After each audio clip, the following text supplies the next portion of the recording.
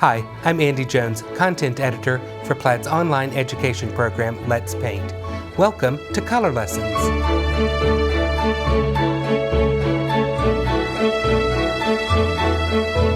Today we're painting a still life with a bird's nest titled Spring Song. For all of our color lessons, I'm using FolkArt's Pure Artist Pigment paint.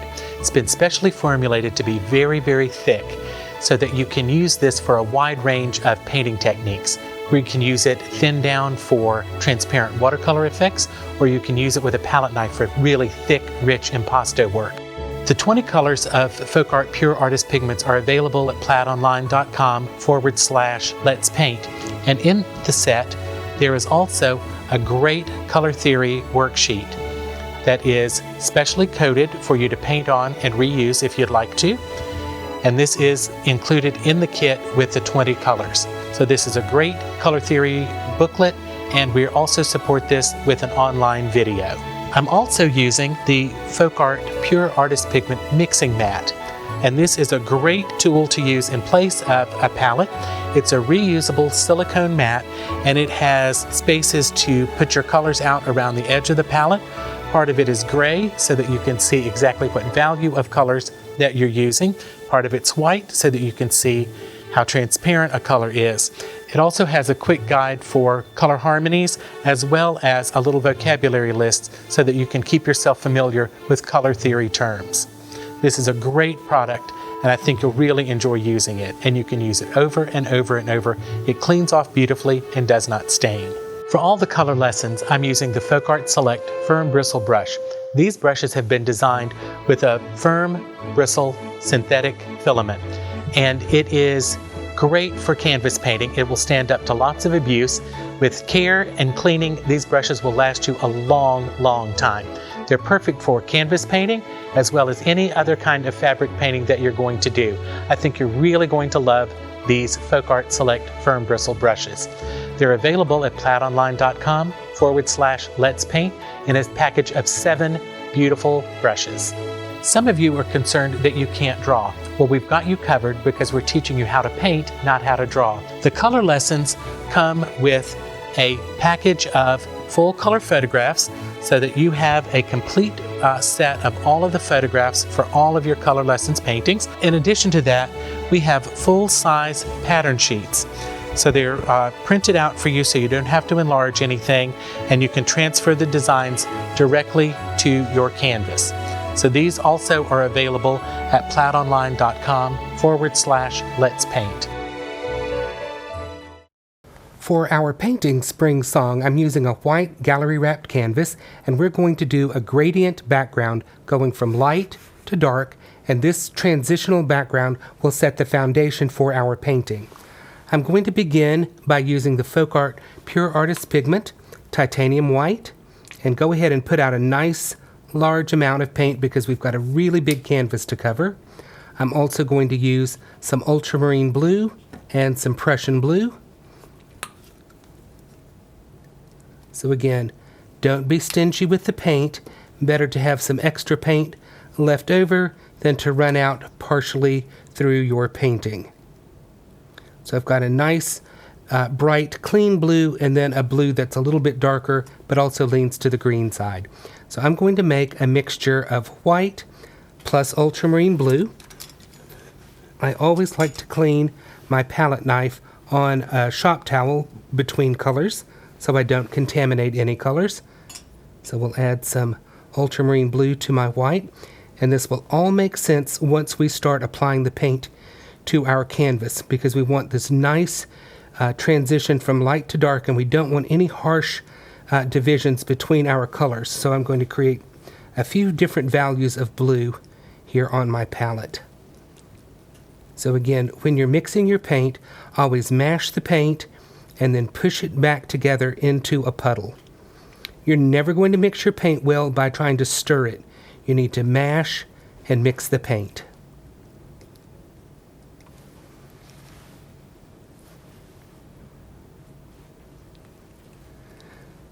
Again, add your blues incrementally as you darken or change a color because you can always add more color, but it's a little more difficult to take color away.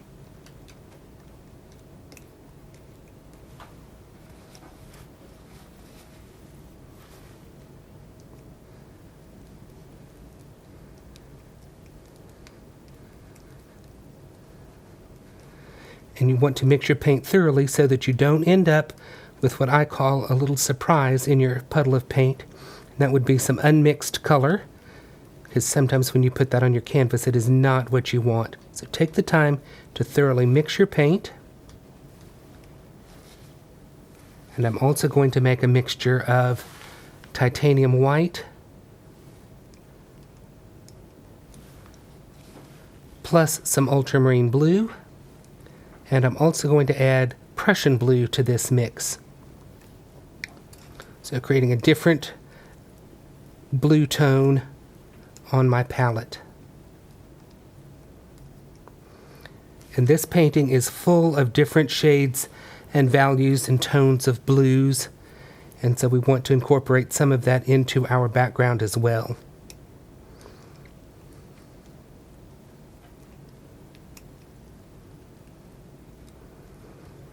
In addition to these colors, when we actually start painting our design, we'll be doing quite a bit of brush mixing as well to create even more variations of blues.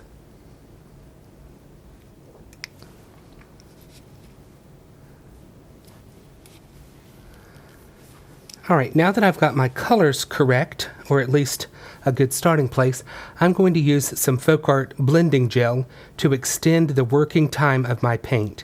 The FolkArt Pure Artist pigments already have an extended open time, but I'm going to add a little squirt of blending gel to each of my puddles of paint because I want plenty of working time, and I don't want to ever feel like I've got to hurry up and finish any of this painting.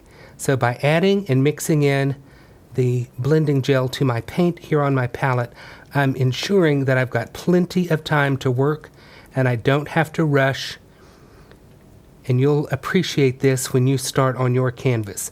This is a very large canvas to be painting, so you want to be able to take your time and not feel like you're in a race.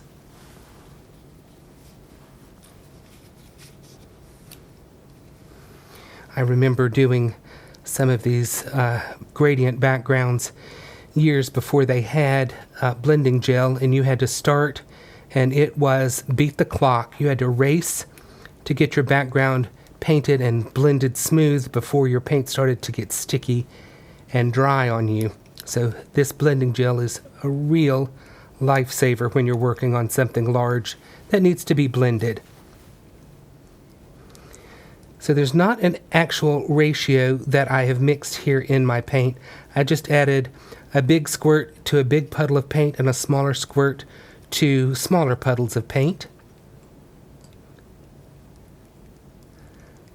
We just don't want our paint to start drying on us before we're done. So give yourself all the time you can.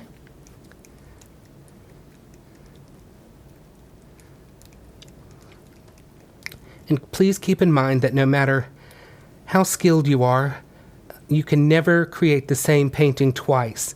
So the painting that I'm going to do today will probably look different than the finished painting that you're seeing, simply because my skills have changed over time, and from day to day, how you apply paint and the colors that you brush mix, all of that will change and help create a different painting than the one that you might have done previously. So if your paintings are always looking alike, vary things up a little bit and embrace the differences in everything you paint. All right, so we're just about ready to begin. And ordinarily, I just use the FolkArt Select Firm Bristle brushes. Today, I'm going to be using a 3-inch chip brush, and you can find these in your arts and crafts stores, usually in a 3-pack that has a 1-inch, a 2-inch, and a 3-inch brush. They're very inexpensive brushes, and the quality is reflected in the price. So this brush will probably shed a few hairs, and I'll show you my little trick to pick the hairs out of the canvas while we're painting. But we're doing a really big canvas. We have 24 inches to cover, so I think this brush will be the way to go, and you'll be happy that you're using a really, really large brush for this. So I'm going to load my brush with my titanium white plus the blending gel, and we're going to come onto the canvas, and I'm going to start on the left-hand edge, and I'm going to brush this paint on from top to bottom.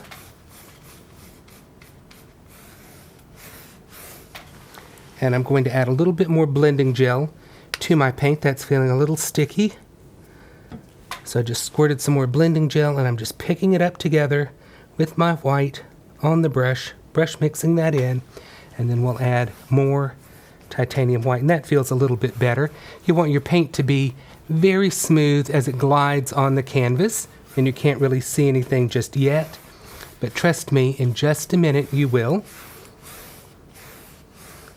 So blending this from top to bottom with long, light, even strokes. Then I'm going to pick up some of my lighter blue mixture. And even that's feeling sticky on my palette, so I'm just going to go ahead and add some more blending gel to that, because we want this paint to move very, very easily. All right, so I'm going to brush some of this light blue on, and I'm stroking from top to bottom, long, light, vertical strokes, and I'm going to begin to blend this into the wet white paint. Again, long, light strokes.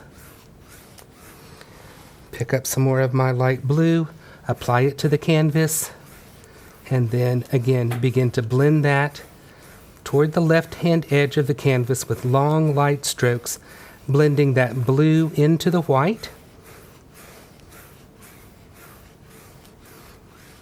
And I can blend the white back into the blue, and just continue this until I have a beautiful, even gradation of color. Now right here I have a little hair in the canvas.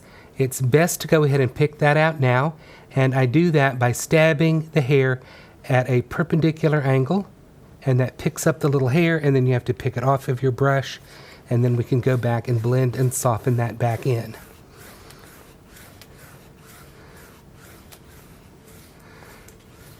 This doesn't have to be absolutely perfect, but do have it as smooth as you can. And now I'm going to add some more of my light blue to the canvas. Again, always blending from the top to the bottom in long, light, vertical strokes. And then soften that color out. And this is why you want to take the time to add that blending gel, so that you have plenty of time to blend the paint on your canvas.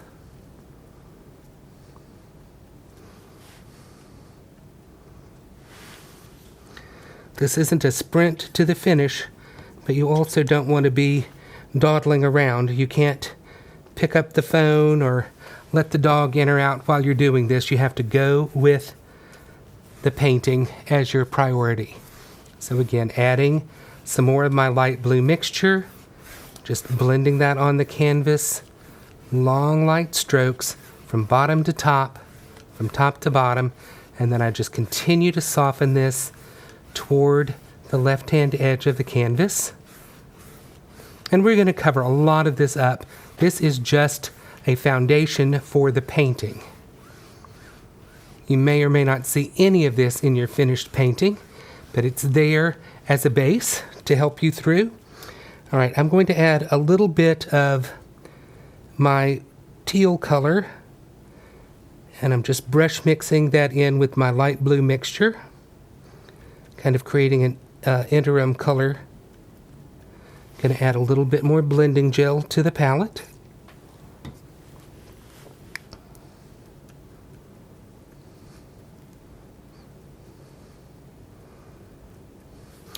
And then we're going to apply this. And that's such a pretty color. And it's a nice different shade of blue than just the ultramarine blue and white. So we'll brush this on. And I've not cleaned my brush. I've not added water to my brush. Just the paint and the blending gel. And there's another little hair in the painting. So we'll take that out, clean that off of the brush, and then go back to blending this. And we're going to move this to the left with long, light strokes, creating a beautiful gradation of color. And I'm using a fairly firm pressure as I'm blending. And if you get some paint where you don't want it, you can always wipe your brush off on a shop towel. And you can lighten up when things are looking really nice. You don't need to put as much pressure on, but we have this nice gradation of color happening, which is exactly what we want. So now I'm going to put just some more of this teal color on.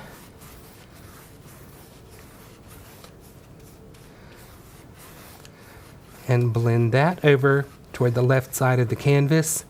Again, long light strokes from top to bottom, creating a beautiful gradation of color. Now I'm going to pick up some of my ultramarine blue and a little bit of my Prussian blue and just kind of mix that in with my teal color, creating another interim value.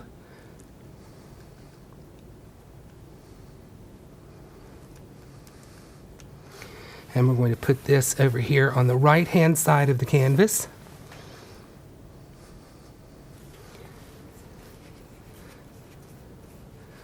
And we're going to stroke that on from top to bottom, or bottom to top.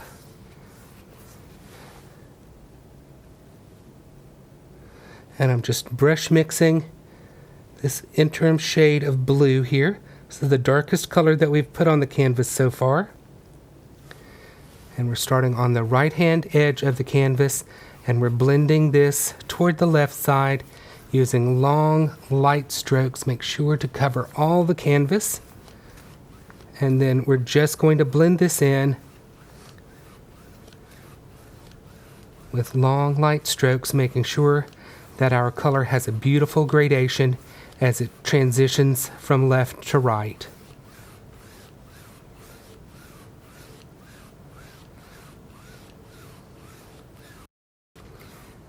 Be certain that you're moving up and down in a vertical direction parallel to the edges of your canvas. You don't want this background to be off kilter and be happening at some odd angle. That will not be attractive when you are finished with your painting.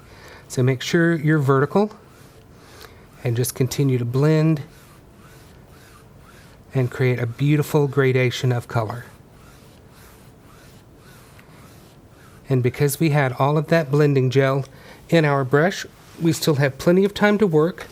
But what I do want to note for you to notice is that we're starting to move some of this blue over, and it's not creating a beautiful gradation there. So I'm simply going to wipe the excess paint off of my chip brush onto a shop towel. Just take that excess paint off, and I'm going to continue to blend and soften this color as I move from right to left. And again, just long, light strokes from top to bottom as you move across the canvas. A few little streaks are not going to be a problem, but try to avoid them if you can. All right, I think this is a beautiful graded background, and I think it's time to stop messing with this, because it's better to leave it alone than to keep messing with it and eventually mess it up. So bring your painting to this point and then stop painting, and you can dry your canvas using a heat tool, or you can let it dry naturally. Because we're using so much blending gel, this will take quite a while to dry, but be patient and you'll be rewarded.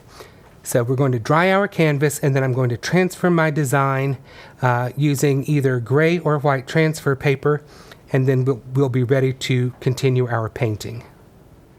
Okay, we did our graded background. We let that dry, and then I've lightly transferred just enough of a pattern to give me an idea where my design elements are. So I've carefully traced and transferred the outside edges of my glass vase because I need those to be very nice, sharp, straight lines. I've transferred a bird's nest here, and then a couple of leaf forms and some flower forms are loosely sketched onto the canvas. We're going to be painting more of a suggestion of what we're painting today. We're not interested in painting actual flower petals or leaves or anything like that. Everything we're going to do today is just a suggestion of what it could be, basically an impression of the actual object. So our background is not a real background. It's just an assortment of various colors that we're using in our painting. So we're going to have some greens in it, and some blues in it, and some purples in it. And we're going to spend a lot of time brush mixing color on our palette. So I've already put out some FolkArt Pure Artist Pigment Dioxazine Purple, Ultramarine Blue, Prussian Blue, Viridian, and Yellow Light. And I'm going to put out a nice big amount of Titanium White. Again, make sure to put out enough paint to work with so that you're not always having to stop and add more paint. The other thing I'm going to add is some FolkArt Floating Medium, and this is different than the blending gel that we used earlier. The floating medium is not going to extend the drying time of the paint. It's just going to make my paint a little bit more translucent, and it's going to make it spread out a little easier for me. So I'm going to dress my brush with the floating medium and work it into the bristles, and I'll just constantly keep dipping into it as I need it. I keep it in a little portion cup on my palette so I know right where it is every time, and it's not oozing on my palette. So I'm going to pick up some Titanium White and a little bit of Ultramarine Blue, and I'm just brush mixing this just to make sure that I have a nice light blue color, and it's pretty much what I want. And then I'll add a little Dioxazine Purple to create a violet tone. And I want this to be pretty light in value, and I want it to move, so add some more floating medium to it, and then let's start on our canvas. And you can see brush marks in the background. That's perfectly fine. I'm going to paint very carefully next to my vase.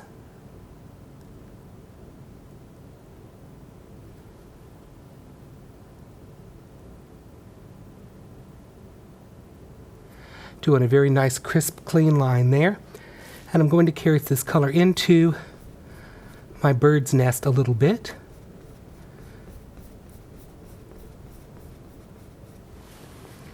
And if you cover your pattern lines just a little bit, that's not a problem. As long as you can still see where you're going to be painting, that's going to be fine. All right, continuing to move this color on, and you could see that it is applying to the canvas very easily. I'm not having to struggle to spread the paint out.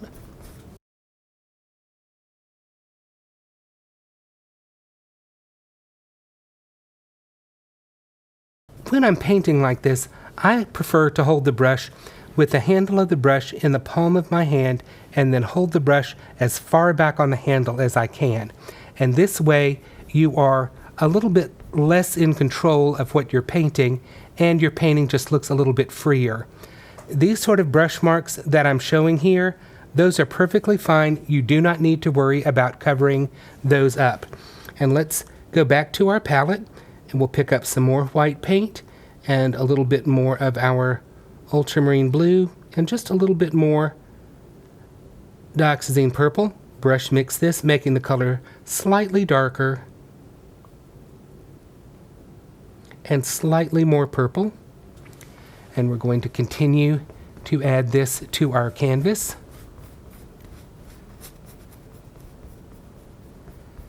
And I'm blending this in using vertical strokes, and I'm not concerned if there are some brush marks that are visible.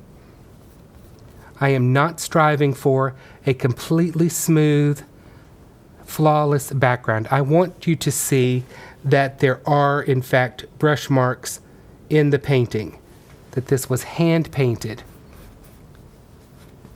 I'll carry this all the way over to the left-hand edge of my painting. Here on the palette, I'm going to add some more floating medium because I want this paint to be very, very fluid so that I'm not having to work very hard to apply the paint to the canvas.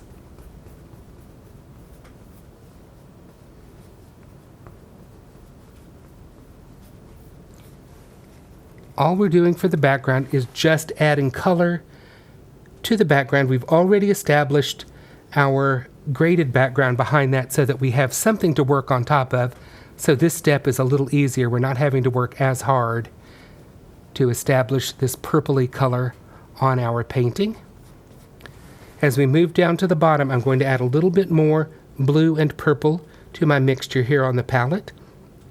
I want to keep the color very pastel, but I want it to be a little bit more saturated, a little bit more intense.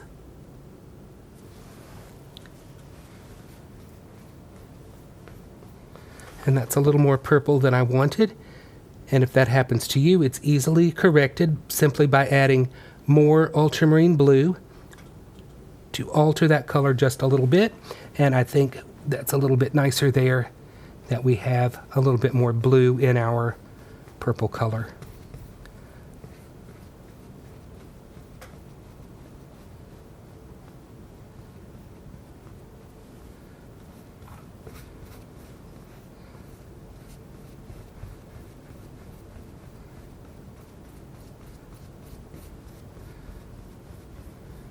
We're simply going to blend this in using vertical strokes.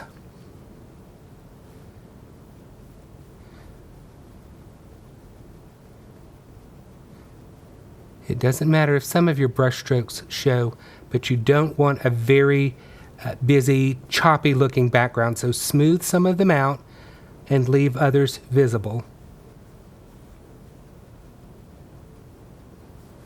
And every time you do a background like this, it's going to look different. So no matter how I try, I'll never be able to create exactly the same background that I had on the original painting.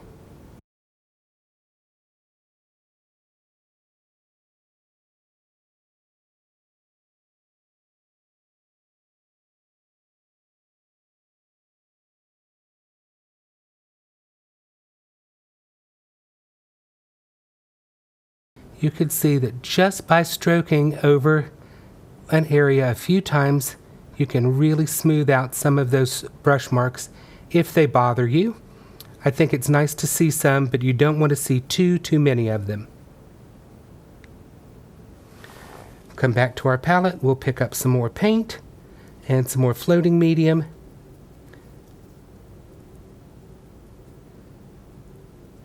And we'll continue with this underneath our bird's nest.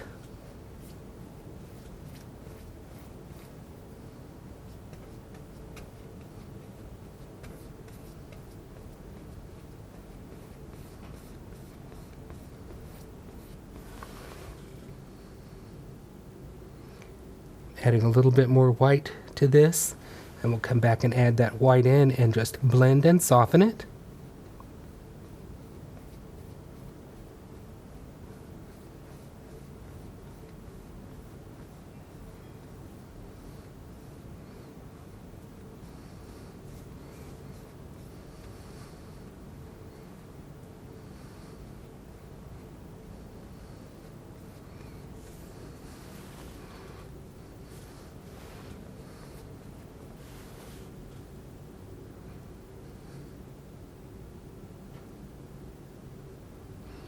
It's your painting, so you get to decide how much blue or purple you want to work into the background area.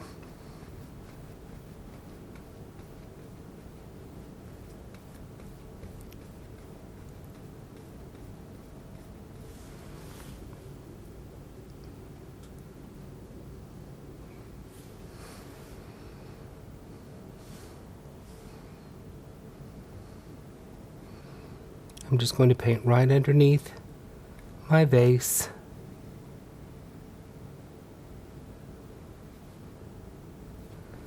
And then work that color down.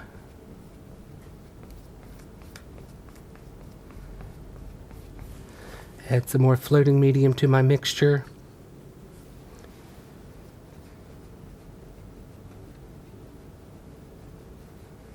And soften using long vertical strokes.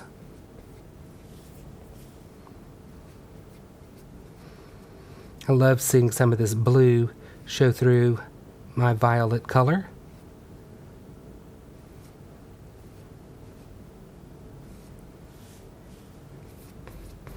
And then over here I'm just going to clean my brush off. And I'll pick up some ultramarine blue and a little Prussian blue this time. And mix that into my puddle here on the palette. Again, adding ultramarine blue and Prussian blue this time. thinning it with a little floating medium to make the paint move easily for me. And I'm going to brush that on over here on the right hand edge. You can see it's very close to what we had on the background, but as I blend this in, it's going to create a very, very pretty color with that light purple.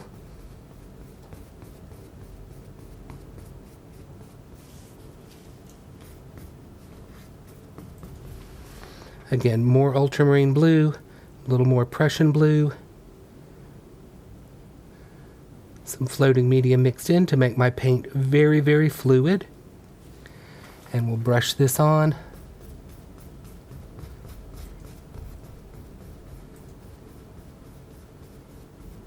And blend it in.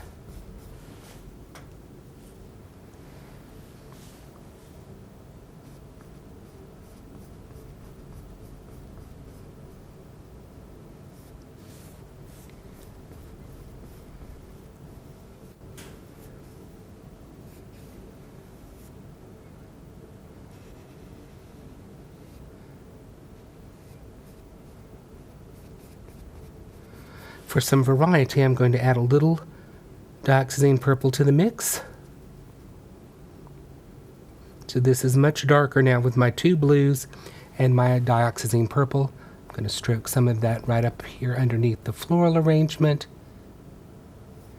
And I'm just going to carry that inside the vase and apply that with a scrubbing motion just to kind of clean my brush off a little bit. I'm going to wipe my paint off on a shop towel, and let me show you how to do that.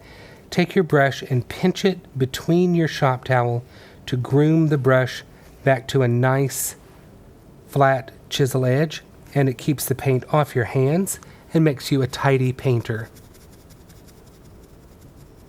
So adding no more color to the brush, I'm just scrubbing and softening this out a little bit. I will add some floating medium to my brush, again, no extra paint, and I'll just scrub this transparent color onto the canvas and create some interest within the glass vase.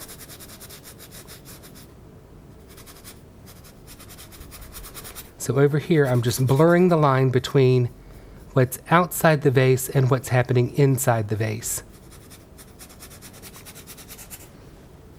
So I'm just scrubbing this on, again, using the corner of my brush. The FolkArt Select Firm Bristle brushes are very sturdy, and this is not going to hurt them at all.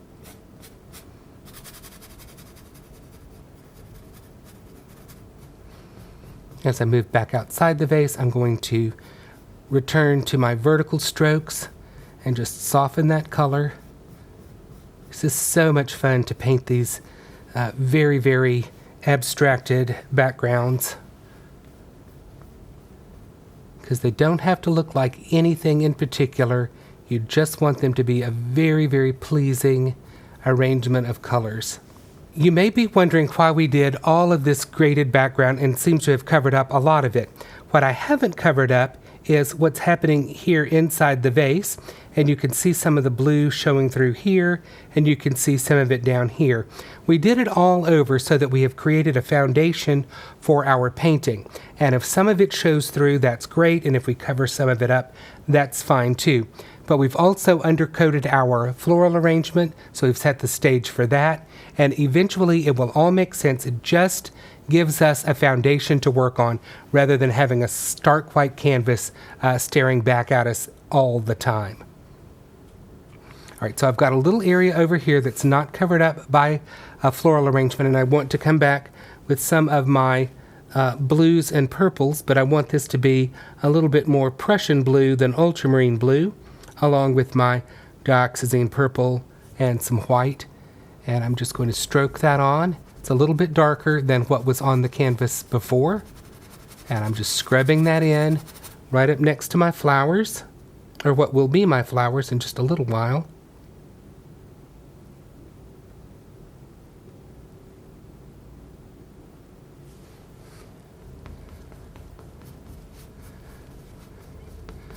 It's really all about creating some variety, and whether that's in your background or your actual design, it's important that everything not look the same. I'll just soften that down into the previous colors I had applied and let that blend in.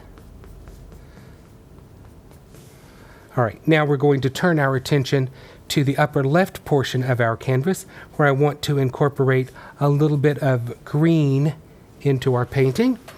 So let's do that slowly by taking our titanium white and our puddle of paint here, which has got a lot of blue in it. I'm going to add a little bit of yellow light into this, and that's going to create a little bit of an aqua color. But I don't want it terribly dark at this point, so I'm sneaking more white into it and adding a little floating medium so that it's very, very easy to move.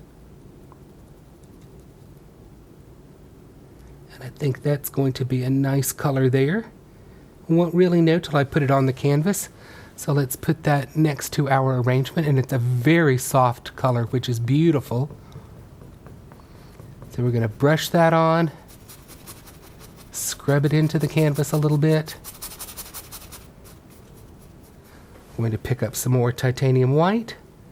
I'm just moving to a new spot on the palette so that I have less blue and more of my pale aqua color that I just made.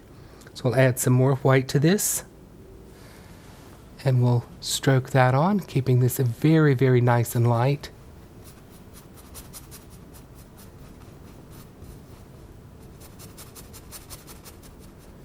And you could still see some of the blue coming off my brush. That's perfectly fine. If I need to, I can again pinch and wipe the brush between my shop towel to take the excess paint off the brush. Then I'll pick up some more white and mix that in with my pale aqua color and some floating medium. Just brush mixing that all here on my palette. And then we'll stroke that on. Just really getting this canvas covered very quickly with some light pale color. And then I'll come back and start stroking some of this with my vertical strokes, allowing some of the brush marks to show and smoothing out others. This is just like we did when we started in this area. But now you're familiar with what we're doing, and it'll be a little easier when you're doing this all on your own.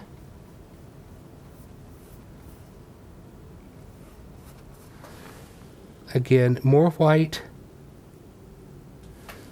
Apply that to the canvas and soften it in using long vertical strokes.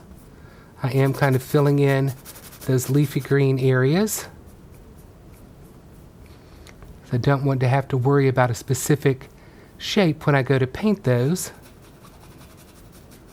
Blending with a little scrubbing action on the corner of the brush and then smoothing it out using vertical strokes.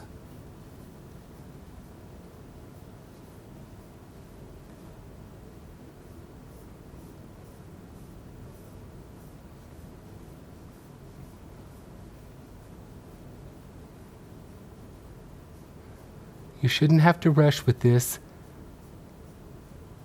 These paints give you plenty of time to work with them.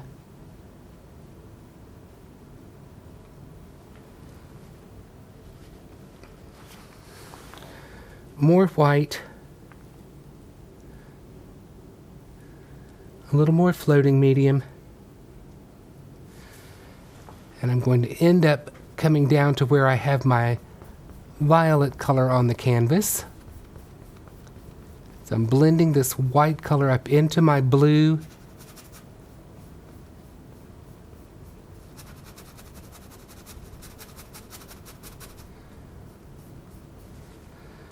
Clean my brush as I need to. Again, pinch the brush between the blue shop towel, pinch it, and groom it back to a nice flat shape.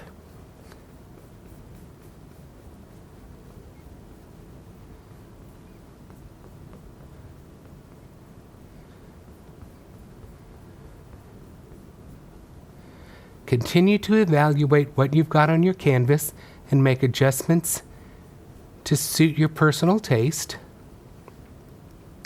Right here, I'm going to pick up some more white and apply that to the canvas.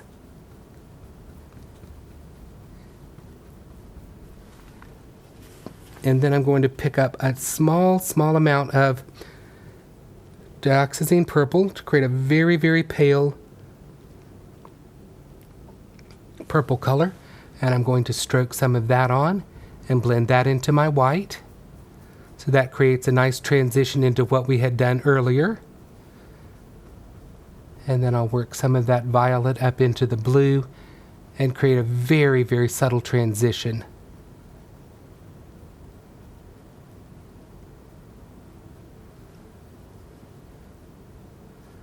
Again, softening with vertical strokes. All right, and as I'm looking at this, I think it's pretty well covered, and it's got some nice color variation in it. And I think this would be a good place to pause. We can come back and add additional color to the background, which we will do. I'm going to add some stronger greenish tints in here. We're going to add a little bit stronger blue and purple in these darker areas. And we will eventually come back and add some stronger color underneath our vase and bird's nest. But for right now, I think it's a good time to pause the video and dry your canvas. Okay, we've created our background with lots of different colors in it. We've got some teals up here, some violet colors, some blue colors, and now we want to start to add some other interest to our painting. And we're going to bounce around. We're going to start by creating some leaf shapes. We're going to add some dark color under our floral arrangement. We're going to hop down to our bird's nest and work on that a little bit. And we're just going to be bopping around our canvas, putting in some local color or some dark areas and keeping everything kind of moving at the same pace so that we're not honed in on one particular area of our painting, trying to finish that and then moving to the next section and trying to finish that. We're going to have everything underway all at one time. So I'm going to begin by picking up a little bit of Viridian on my brush, and I'm going to add a little bit of red light to it because I want to tone the Viridian down. I don't want it a bright green. And I'm going to add a small amount of floating medium to this color. And I'm going to show you how I'm going to create a leaf form here. And I'm not really painting a leaf.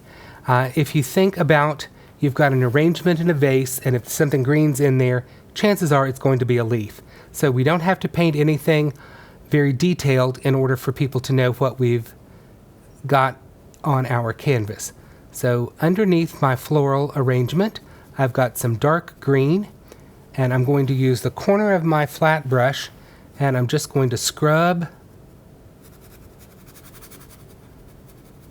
and create a very loose leaf shape.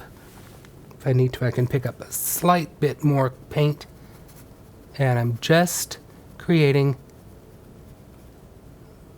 this leaf shape, and that's all I need to do for anybody to realize that we've got a leaf there. We're going to do that again on the other side of the canvas.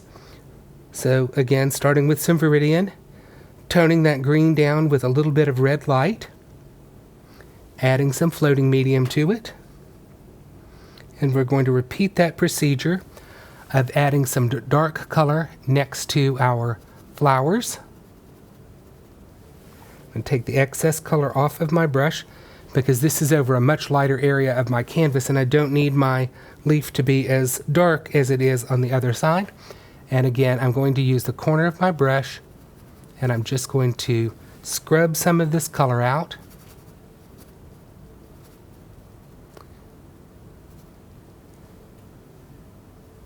And that's enough of a leaf there. And we'll do another leaf. Pick up that dark color one more time. We're going to apply it next to our flowers. And using the corner of the brush, scrub out. You can dab if you want to, just to create a little bit more interest there. I do want to make this leaf a little bit darker next to the flowers. So picking up a little bit more Viridian and a little bit more red light. We'll scrub or dab some darker color right on there. Softening that out a bit. And again, we've got leaves already taken care of. Very simple. They don't look like much right now, but they're going to fade away once we start to have some bright flower forms next to them. I want to put some dark color underneath my floral arrangement into my vase. I'm going to pick up Viridian and red light on my brush.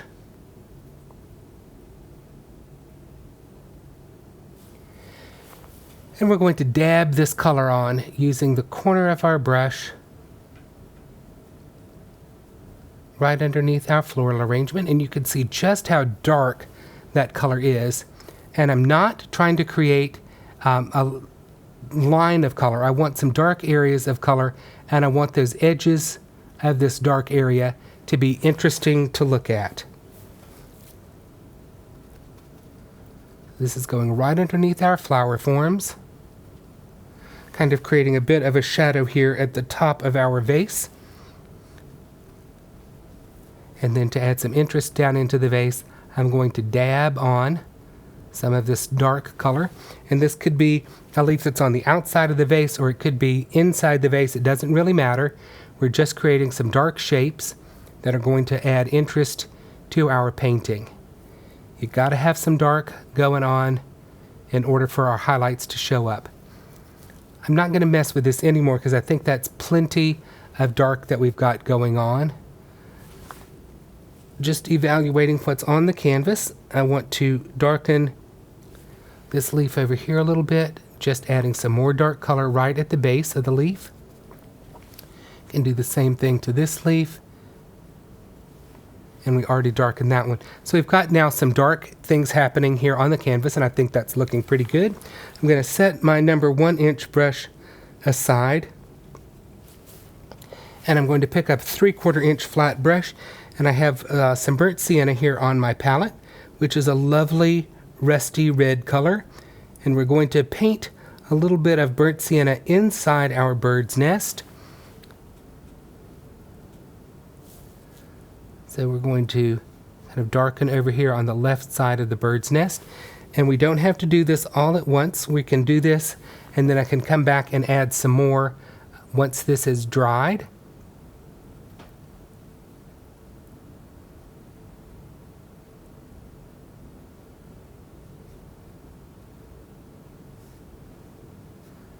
And I'm going to bring this burnt sienna right down around the eggs that are in the nest. Work carefully right around your eggs. We'll be able to clean any of this up with our dark blue when we paint our eggs. But for right now, we're just putting a little burnt sienna on there. And I'm going to pull some vertical strokes of the burnt sienna on. I'm not going to fill in the entire back of the nest. I'm going to leave some of that pale violet color there from when we started our painting. And now I'm going to wipe my brush, and I'm going to pick up some yellow ochre, and we're going to stroke some yellow ochre inside the nest as well.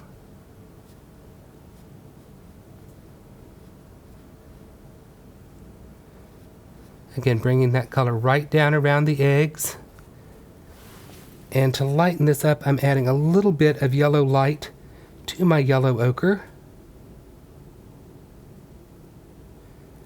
Again, we're just adding some visual interest with some lighter color. I'm going to add a little bit of white to this just to brighten that up even more. A few little strokes of this lighter color right inside the nest, just like that. And now we've got interesting things happening down here at the bottom of our canvas, as well as up in our floral arrangement. I'm going to wipe all of that green color out of my brush and probably rinse my brush in water to clean out some of that green, because we're going to shift to mainly some blue colors that are going to be in our hydrangeas. I'm going to use some floating medium in my brush. Just pick up the floating medium and work it into the bristles of the brush. And our hydrangeas are going to be a combination of ultramarine blue and Prussian blue, and you can use whichever blue color suits you, or a combination of both of your blues.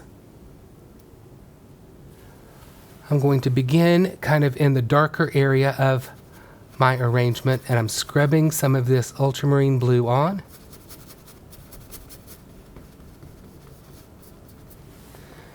At this point, I am not thinking about any particular flower.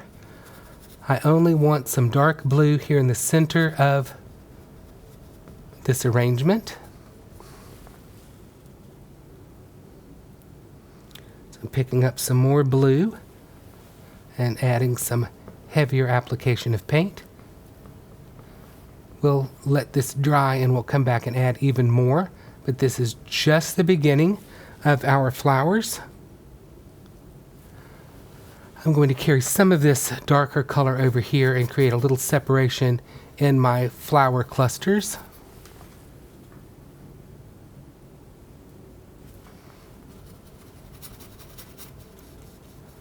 Again, I'm not thinking any particular flower shape, just want an interesting bit of dark color.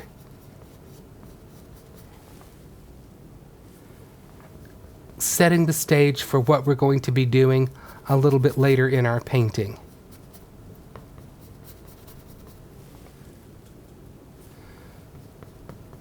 Simply adding ultramarine blue and then scrubbing that color on using the corner of my brush.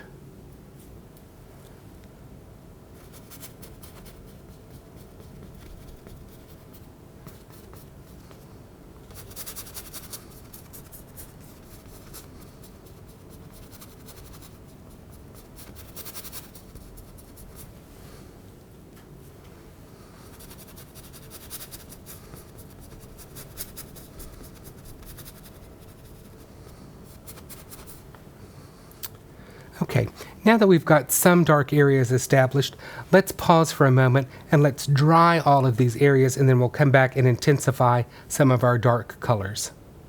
We're going to add some color inside of our vase and then relate that to some of our kind of yellowy green hydrangeas.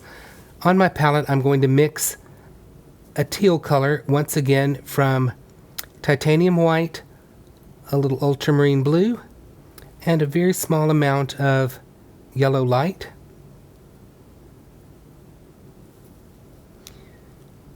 Brush mix this on your palette to create a nice light aqua color. And I'm going to add this to the right of my bird's nest, just inside the vase.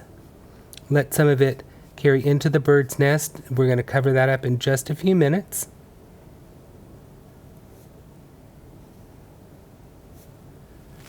I'm going to wipe the excess paint off of my brush and begin to scrub this color to soften it. I'll pick up a little floating medium on my brush to help make this more translucent and to soften it away from the bird's nest a little bit.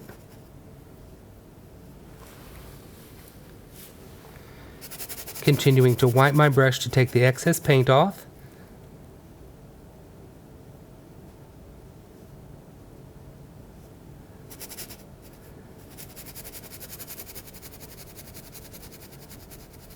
I want this little bit of aqua color to simply fade away.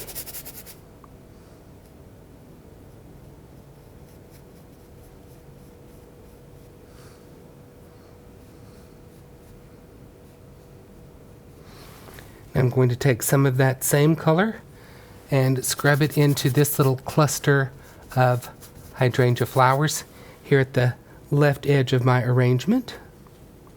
If I'm out of color, I can simply mix some more with my brush right here on my palette. Titanium white plus a little ultramarine blue, and then a very small amount of yellow light.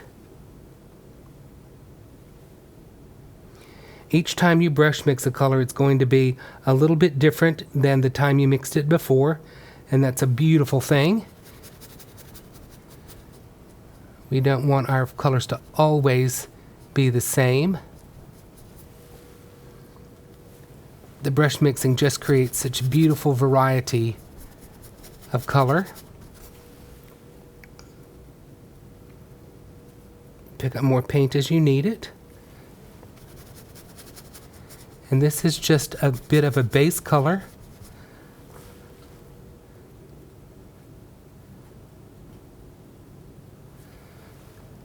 And I'm scrubbing this on again using the corner of my flat brush. I want to make sure that I have a very interesting looking outside edge to this cluster of flowers. It may be a little bit difficult to see, but I've established this is like a cluster of kind of the yellow-green hydrangea flowers. I'm going to wipe my brush off, and we're going to pick up some of our ultramarine blue again, and we're going to reestablish some of this darker area in the center of our arrangement.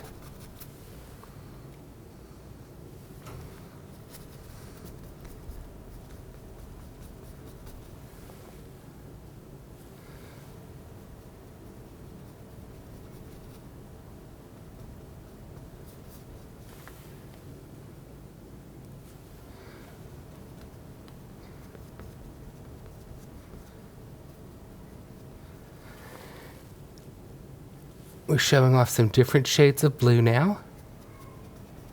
I really want this to be very dark over here on this side of this area. So I'm going to pick up my ultramarine blue and I'm going to add some Prussian blue to it. The addition of Prussian blue is going to make this much, much darker. And I'm just patting this color on. It doesn't have to look like anything in particular. And I will darken that even more by picking up some dioxazine purple on the corner of my brush, and I'm going to pat some of this nice dark violet color onto this section of the flowers, really developing a nice dark area, because you have to have good dark areas in order for any highlights to show up. Now we're going to add a little bit more blue to our hydrangeas. I'm picking up more ultramarine blue plus just a little bit of Prussian blue on my brush, mixing those together, and I will add some of that up here in the upper right corner of the canvas, just establishing the local color of my flower forms. We'll come back and reinforce this, taking the color, scrubbing it on. We're creating the foundation for our flowers at this point.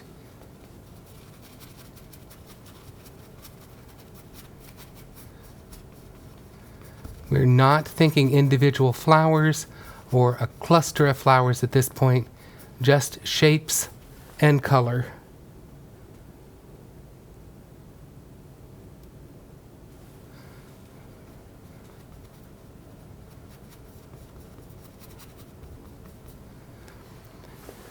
Okay, going back to one of those original colors that we made for our background, and you could see that that is the mixture of ultramarine blue plus Prussian blue and white. So I'm adding just some more of that color, giving it a bit more opacity. Scrubbing it on, making sure that I've got an interesting shape here.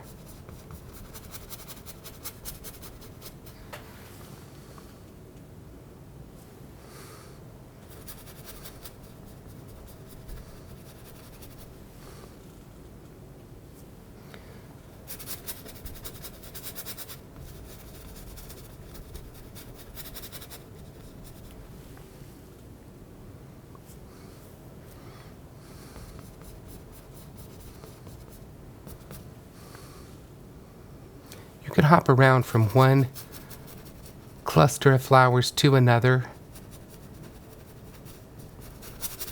And we're just scrubbing this color on the canvas, establishing the base for our flowers.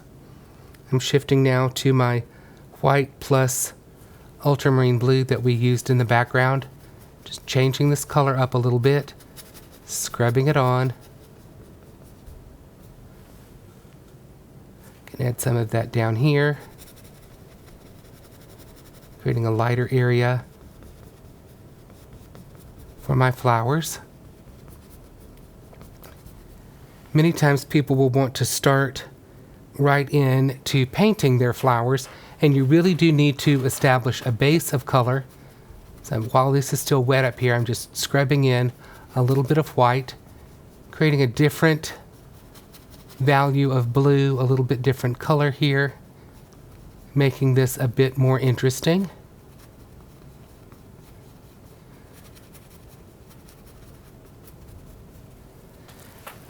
And I'm going to add a little bit of violet to my brush, a little bit of floating medium, and we're going to put some more violet into our vase. I'm going to begin to make a very dark area down here at the corner of my vase. The vase doesn't really have a corner, but that's how I would describe this.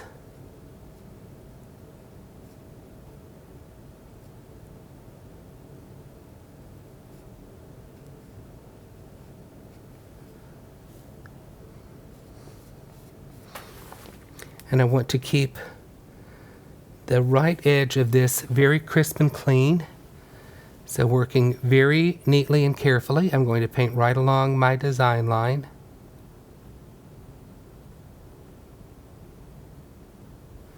So I've got a nice crisp edge there.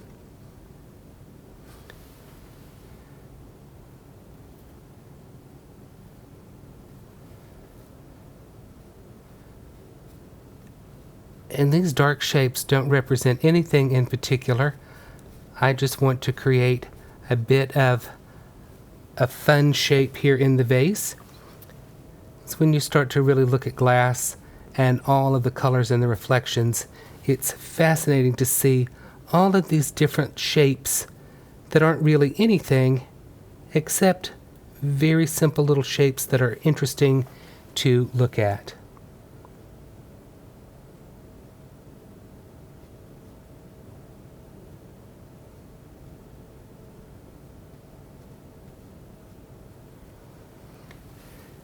Going to add some more floating medium to my brush to make this color more transparent, and then add another interesting shape in here that's not quite as opaque.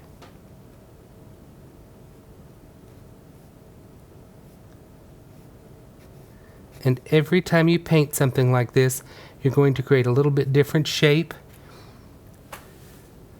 I'm now adding more floating medium to my brush. I'm going to clean a little bit of the color out of my brush because I really do want this to be very transparent at this point.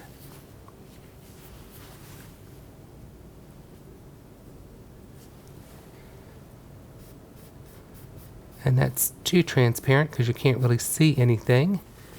So don't want to spend my time painting with something you can't see. That's a little bit better. And I can come up over this green area, doesn't matter. Just working some of this violet into the vase. Adding more floating medium to make that more transparent. Cleaning my brush, just softening that color around a little bit.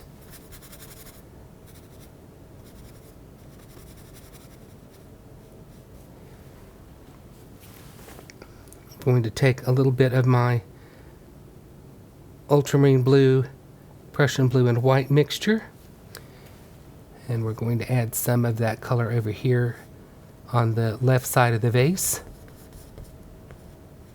And it's very much like what the underneath color is. So we're going to scrub this in. And we're going to change it up by adding a little bit of my ultramarine blue and white into that, just to create a little bit of a light area here inside the vase, because you never know where that light's going to be dancing around inside that glass.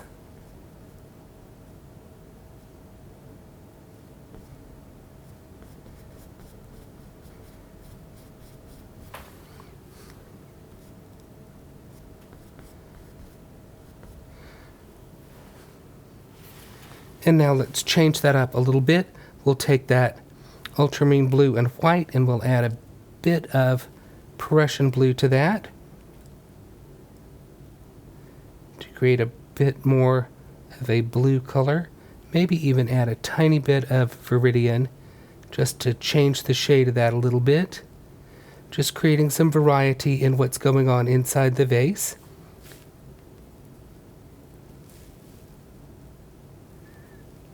And half the fun is just brush mixing on the palette, creating all of these beautiful colors. And look at this, we'll put some of this aqua color right inside the vase. Just stroking that color on. I'm not going to mess with that anymore. Promise to leave it alone. Making a great green teal color here.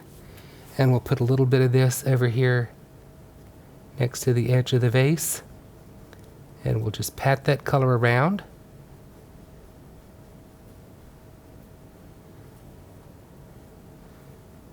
Maybe add a little bit down here next to our bird's nest. And soften that color away.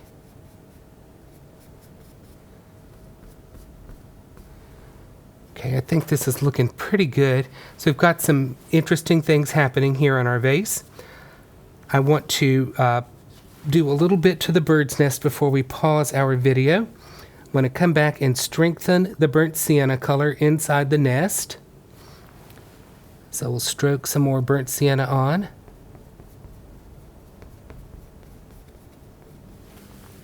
And we'll come right around those little eggs.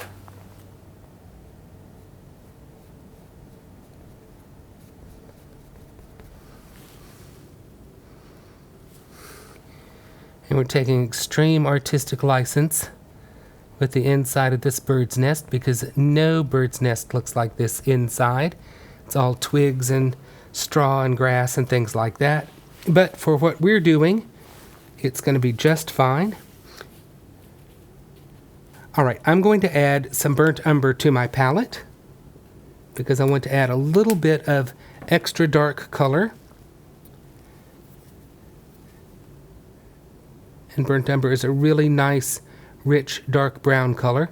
But let's deepen this color even before we put it on our canvas by adding a little bit of Viridian and a little bit of red light to this. We're going to add some color to make our burnt umber even darker. We're adding some Viridian and a little bit of red light.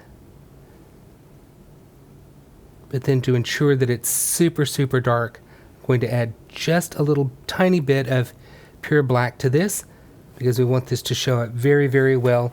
And we're just going to put a nice big stroke of burnt umber that we've darkened right here inside of our nest.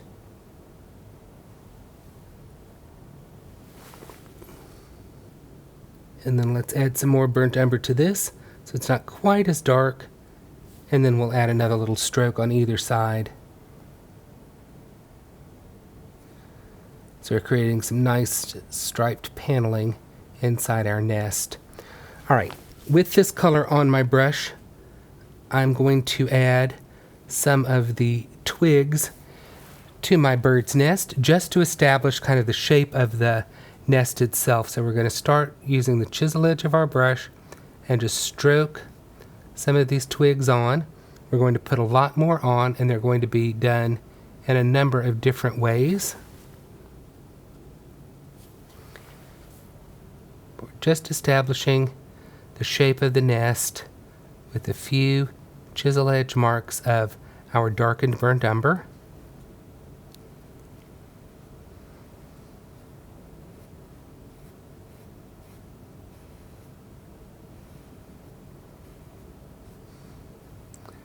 This just begins to help establish the shape of the bird's nest and also get some dark color into the body of the nest.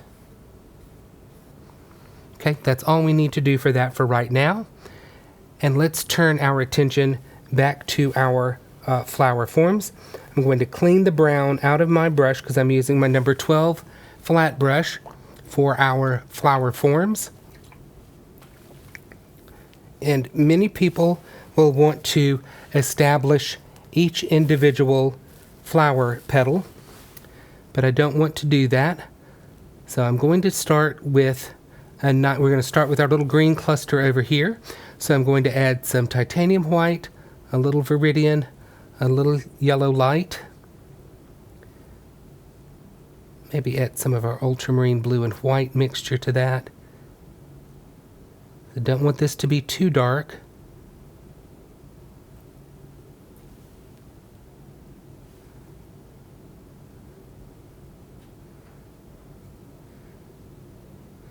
And what we're going to do is we're just going to lay on some petals.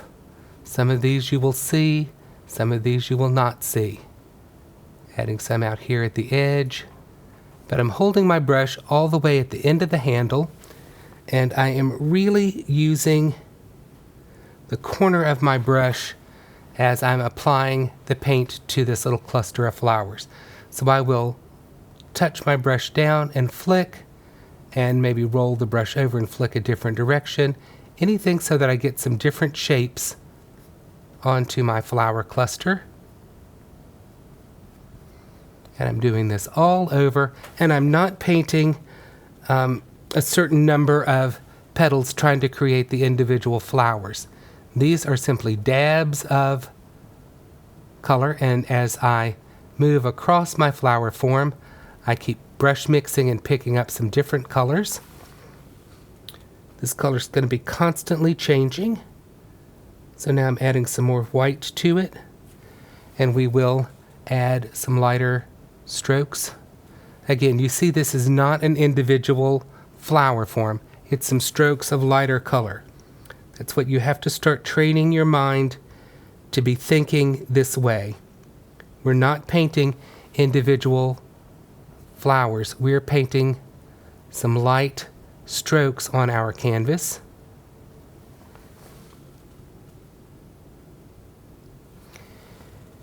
And the viewer of your painting will put this together however they want to.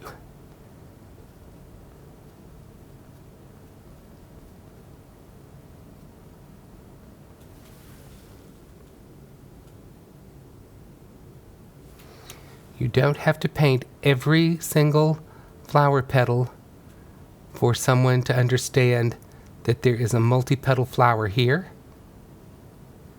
When you look at a hydrangea, the first thing you notice is the overall shape of the hydrangea, and then you notice the color, but you're not studying each individual petal of every little flower that's in that flower cluster. And that's exactly what we're doing here, is creating the impression of all of those little tiny flowerets making up a big flower cluster.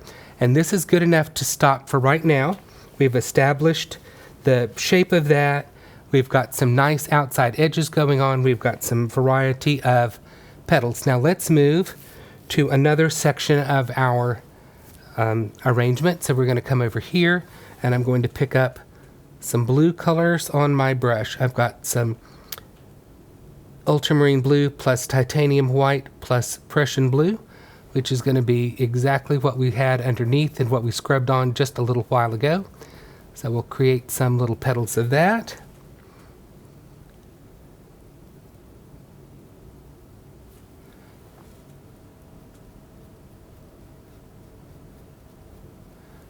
And again, just dab these on.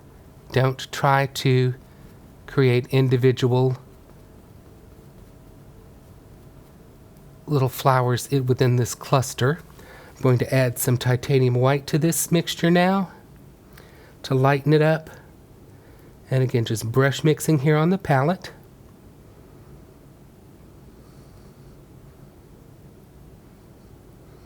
And every artist will have their own way of painting some hydrangeas.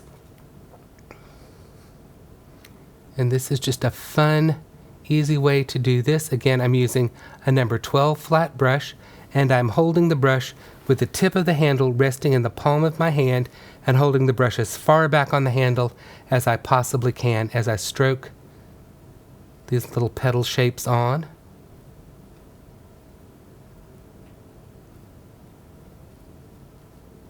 And every time I paint a cluster of hydrangeas, they always look a little bit different. There's something different about the way that I applied a base color to the cluster, or I'm stroking the petals on in a little bit different way. So they're never working out the same way twice. I'm going to show you a do not do, just so that you can understand what we're striving for. Here's what I do not want you to do. I don't want you to try to paint a little 5-petal cluster of flowers. So don't do this. Don't start with 1, 2, 3, 4, 5. Don't make Mr. Starfish here, and you'll end up with little starfish all over this painting. And when somebody looks at it, they'll be like, wow, you've done a beautiful arrangement of little starfish or little starbursts. So that's not what you want. You want just the illusion of some flower petals. So let's cover Mr. Starfish up, and we'll continue on just stroking some of these petals on, creating some lighter petals, and you'll have some darker petals here and there.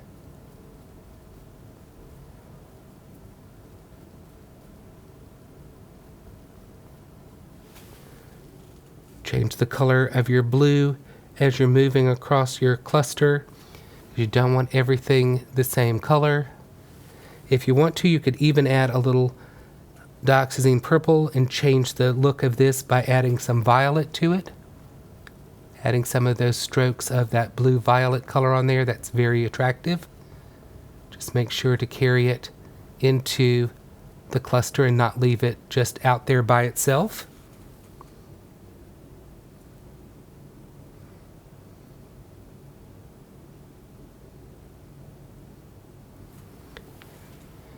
It takes a little while to get into this kind of very free, kind of stroke this on and leave it alone mentality. It'll come much quicker to some than to others, but everyone can learn to do it. If your first attempt isn't satisfactory to you, it's okay. You can always let it dry and paint over it.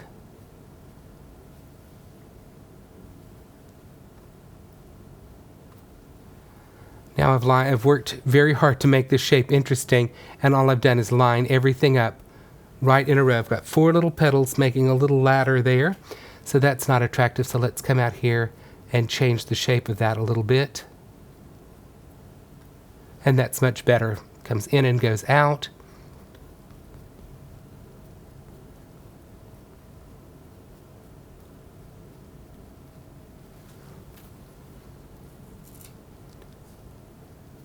And you just get to play with this. Don't cover up everything. Leave some of what you've done alone. We're not striving for any sort of perfection here. We're just creating the illusion of some individual flowers.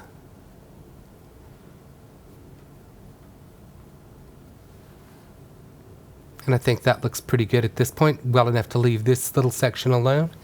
So let's move up here to this other area.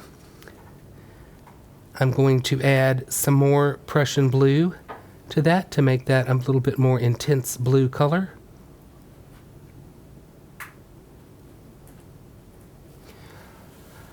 I'm going to begin to stroke on some flower petals. They've got to go all the way off to the edge here.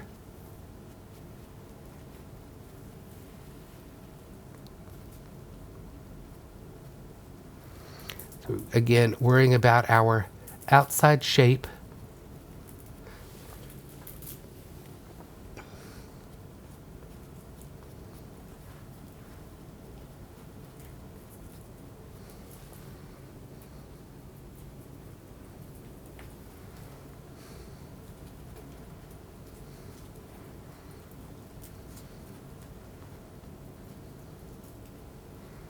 Vary the pressure on your brush so that some of your strokes are much broader than others. Some will be narrow, some will be wide. It's all about variety at this point. Variety in the color, variety in the shape, variety in the placement.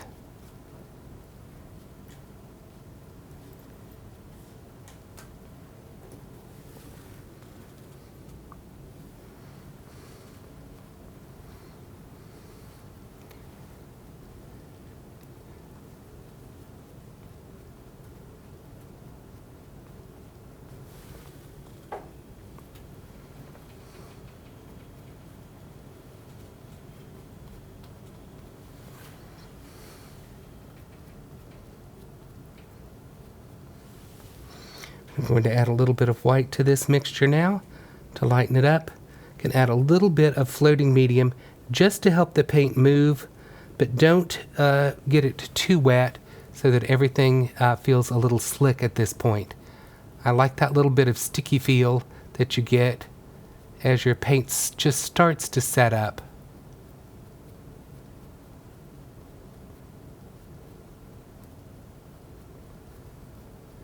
And keep your brush moving across the canvas so that you don't spend too much time concentrating in one area.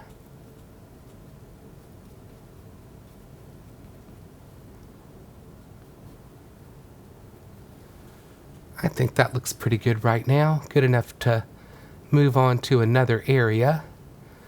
But I want to make sure that I've got a nice outside edge here. Something that's interesting to look at. And we've got that now.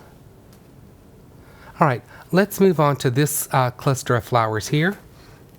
So I'm going to wipe my brush off.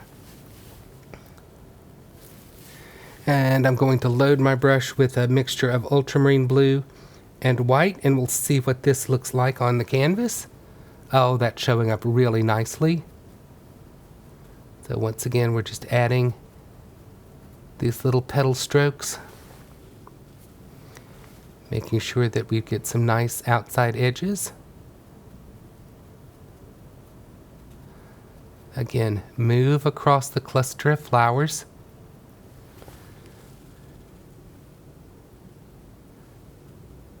Just added some of my previous blue mixture to the brush so that I get a little bit of color that's going to stand out here against that teal in the background and make a pleasing edge there.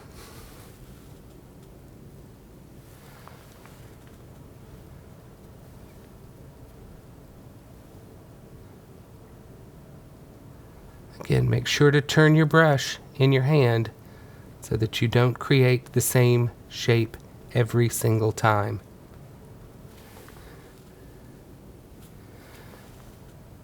We really do want that variety. You've already been working hard to create that in everything we've done so far, so we're going to continue it in our clusters of flowers.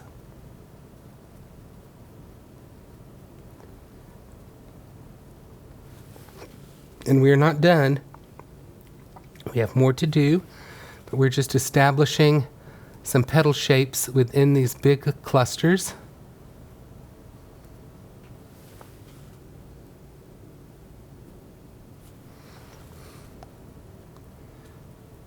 Pick up more paint as you need to, but then make sure to exhaust the brush before reloading. And again, moving all over the cluster of flowers as you are working.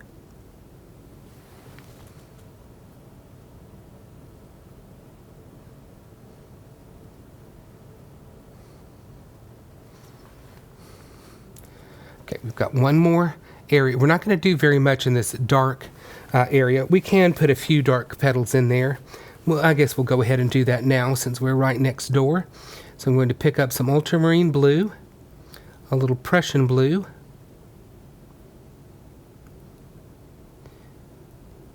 brush mix that here on the palette, and I can add a very, very small amount of white just to help reveal that color. And then we'll just come in here and put in a few of these darker petals in this area.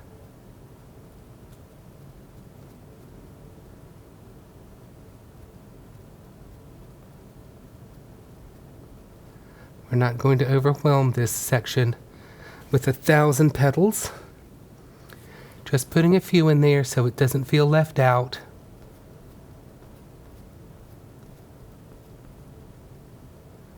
Just so that you can see that there are some petals within this area.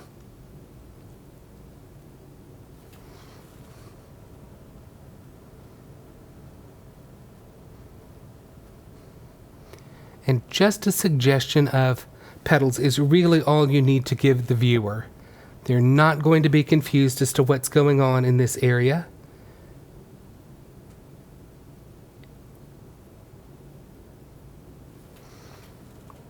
Again, just a few little petals is really all it's going to take.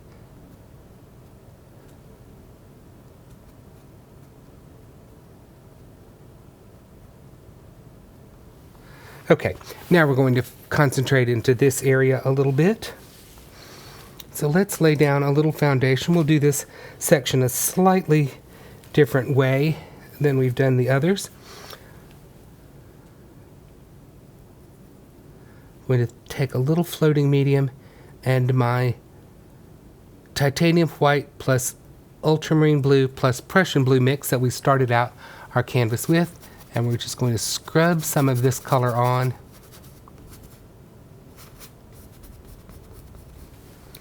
This way we're actually going to be working into a bit more of a wet undercoat. Just another way of getting some action going on a large area of flower petals. Now we'll switch back to our number 12 flat brush. We'll pick up titanium white in that color. Just brush mixing right here on my palette. And let's come in here and add a few of our petal strokes. Once again, we are not painting each little floweret. You could see that these strokes are softening into the wet undercoat. And I'm just going to create a pretty edge out here and then move across my cluster of flowers, stroking these little petal shapes onto my wet undercoat.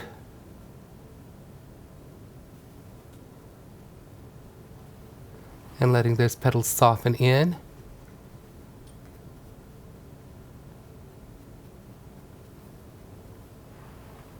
Always moving across the cluster of flowers.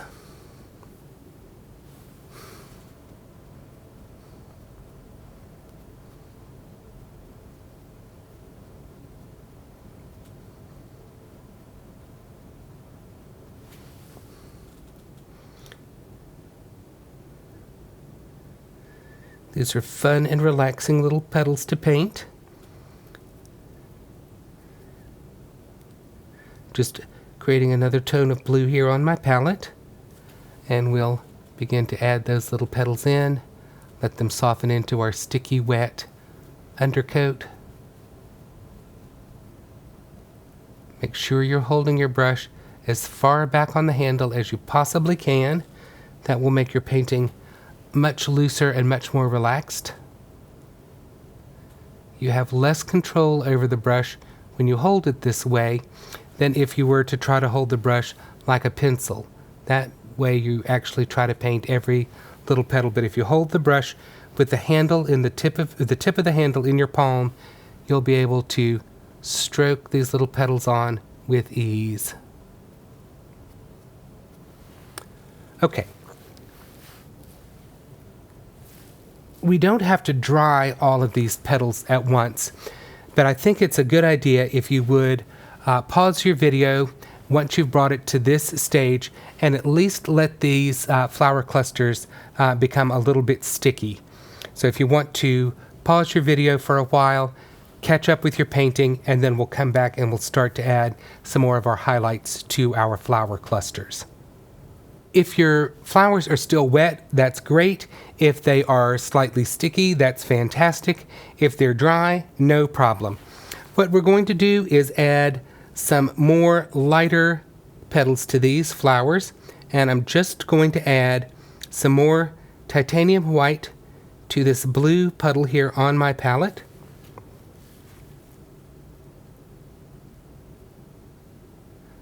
Brush mix the color, and then we'll see how it looks when we stroke it on our canvas. That looks just like white, which is not what I want. I want a white that's got blue in it. I want a lighter color. That's more like it. A little bit softer.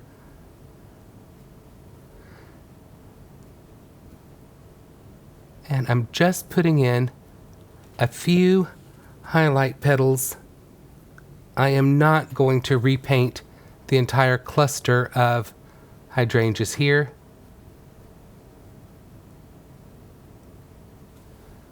That's about all I'm going to do to this cluster of flowers here. I'm going to turn my attention to this cluster of flowers now, and I'm going to do the same thing. Pick an area, and I'm going to add some lighter petal strokes.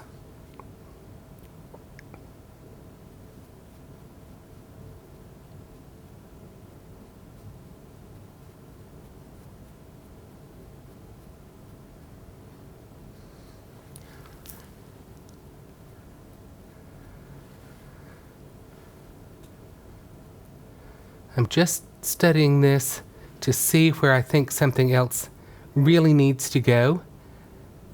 Everything does not have to be highlighted equally. In fact, it's going to be more interesting if some areas have more highlights than others.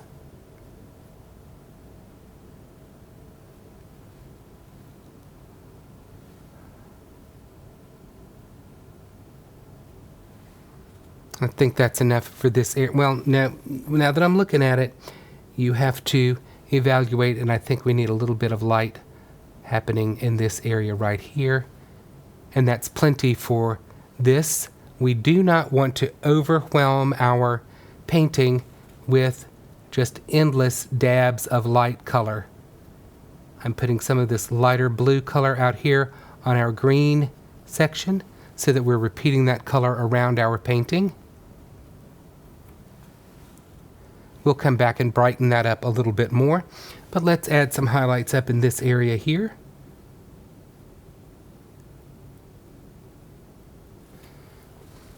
This is really the fun part of this. It's of course the main subject of this painting.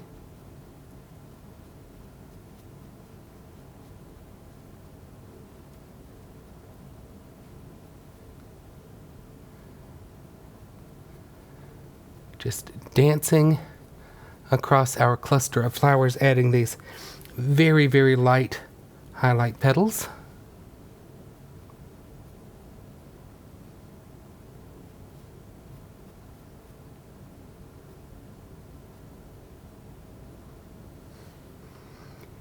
And I can hear one of my teachers in my ear right now shouting at me, "Just paint the dog, don't paint the fleas." Basically emphasizing that I should simplify what I'm painting and only paint the most important elements. Don't get bogged down in the details. It's like if you hear somebody tell a story and they include so many details that you really don't care what happens in the story. That's what happens in a painting a lot of times. People include so many details that all you see are the details and you just don't really care what the painting's about anymore. So I keep playing with this area here, and I want to make sure that I've got an interesting shape going on there, but I don't want to putz around in it too much.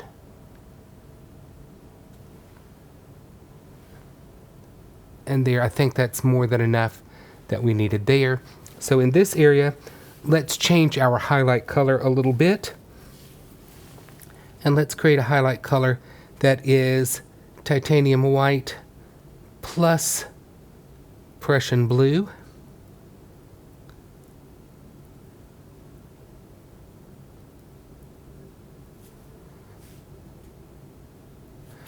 And let's see what we've got here on our brush. There we go. That's a nice color.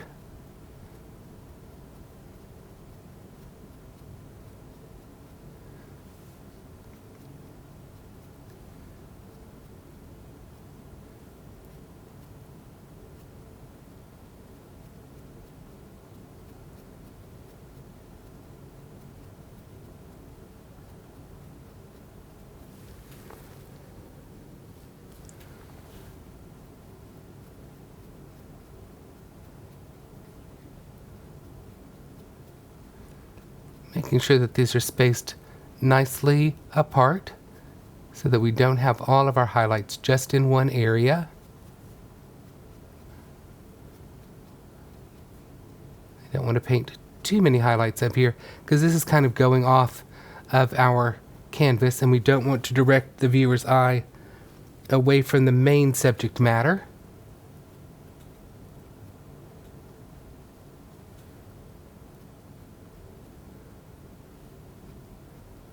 I think that looks good there.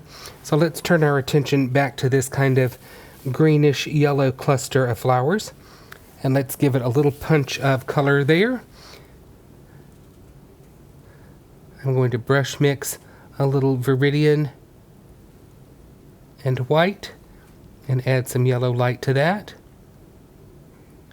And now we've got a really, really bright green.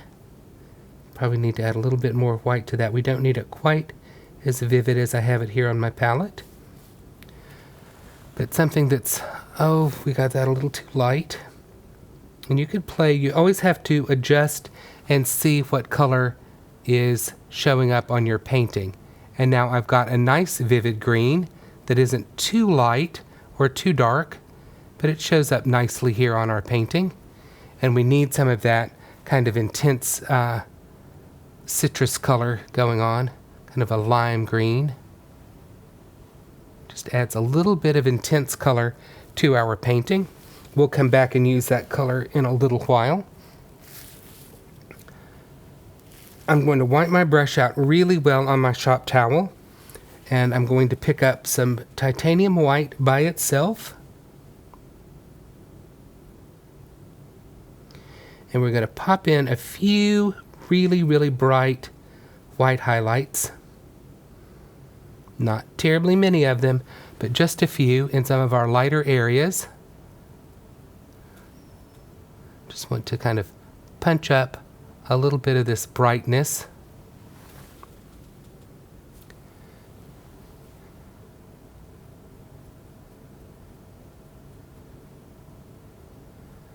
And this is reinforcing some of the light color that we already have on our canvas.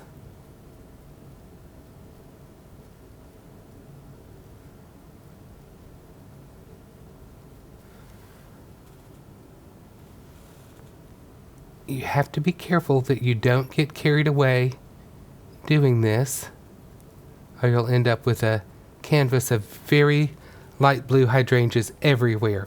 So I think this is where we're going to bring our highlighting of our hydrangeas to a halt after, of course, we come back and we pop in just a few lighter, brighter bits right there. And that's good. So if you would like to, you can bring your hydrangeas to this point. And I've messed with that too much. I should have left well enough alone.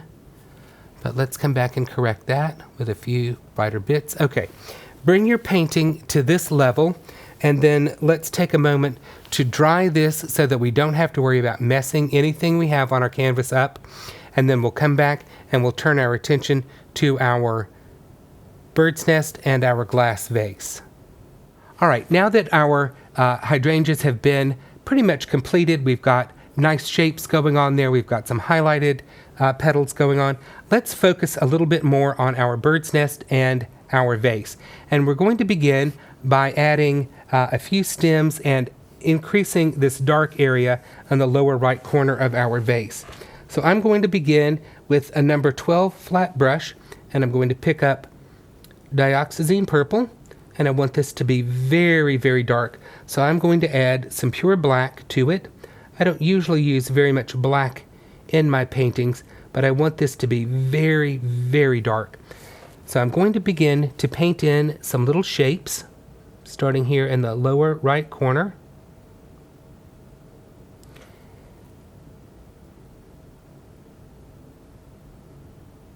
And we're just darkening this corner area. And we'll create another little dark shape here. And remember, only use a little bit of black and mostly dioxazine purple.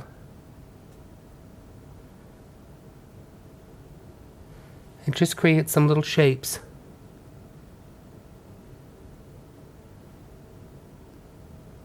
Once again, you have to have very, very dark areas in order to have some light areas in your glass. Let's put some stems in our vase. I'm going to use my 3/4 inch flat brush, some Viridian, and some dioxazine purple to darken that color up.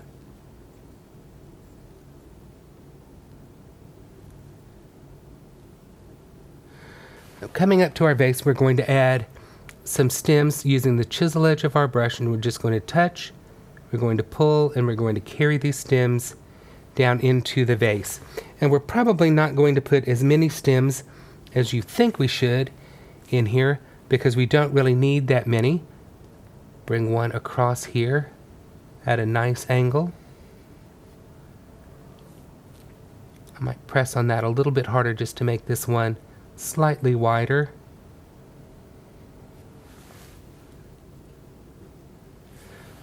We'll have a few more that kind of drop down.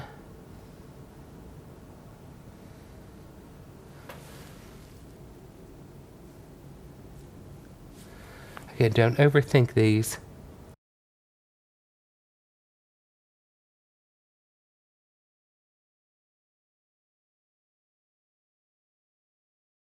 I'm not going to have these go all the way and touch the bottom. We don't need to do that.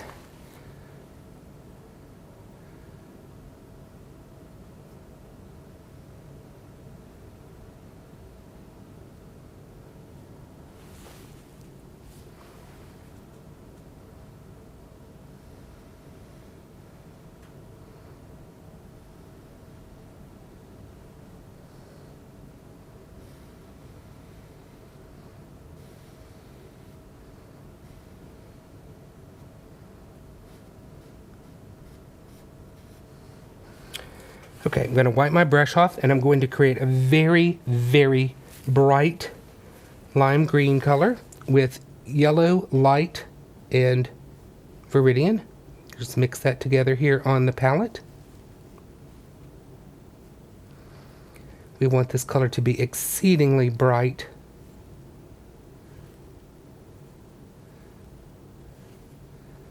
And we're going to create a couple of light stems. I want a big bright stem coming right down through the center here.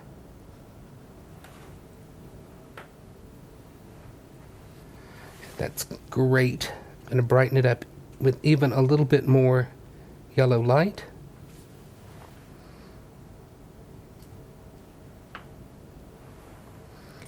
We'll add another little one over here.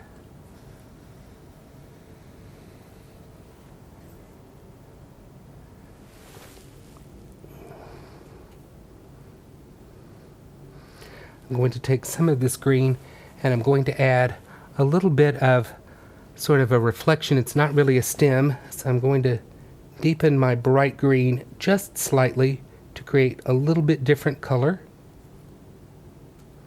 Remember, we're always looking for variety, so this is still going to be pretty bright, just not as bright as these highlights are here.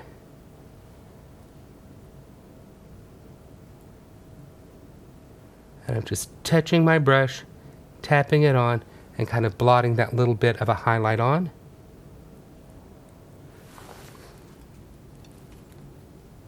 Pick up a little bit more yellow light, and we'll add another little bit of a highlight over here.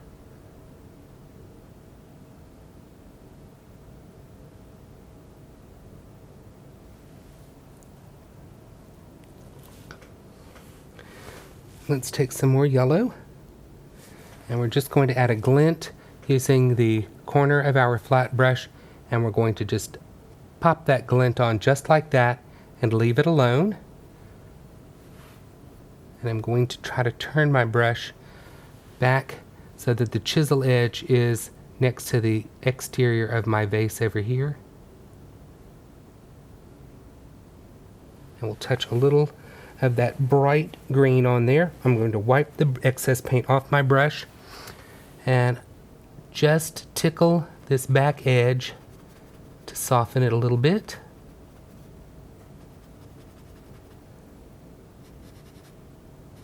And let that trail right down the edge of the vase. So we've got a brighter section here, and then it gets duller as it moves up or down. I'm going to put out a little Naphtha Crimson on my palette. And we're just going to make another different color here, kind of a pinkish purple color. I'm going to add some dioxazine purple to this. And a little titanium white.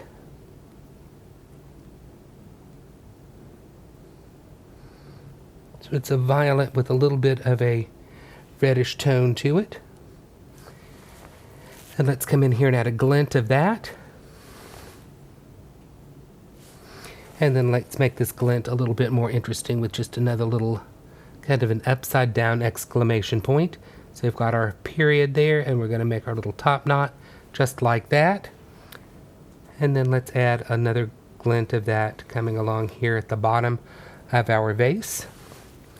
I'll pick up some more white on the corner of my brush, and we'll just add another little glint of white just like that. And we're going to leave that alone. We're going to put some more little sparkly things on here, but we're not going to do it all at once. We're going to save some of that.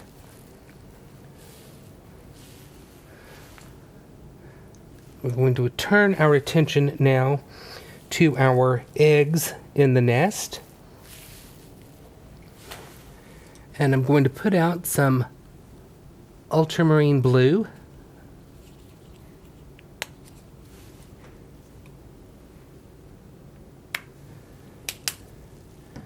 And a little Prussian blue.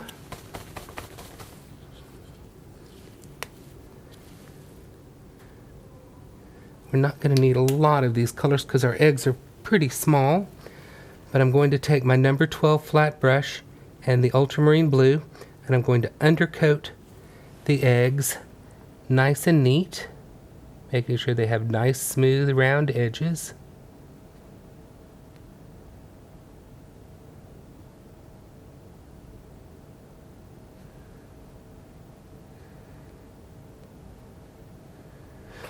And this color is fairly transparent, so we're going to undercoat our eggs very thinly, and then we're going to dry them and come back and give them a second coat so that we have a nice opaque undercoat.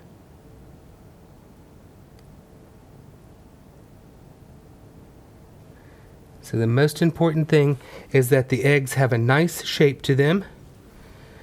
We want them nice and oval shaped.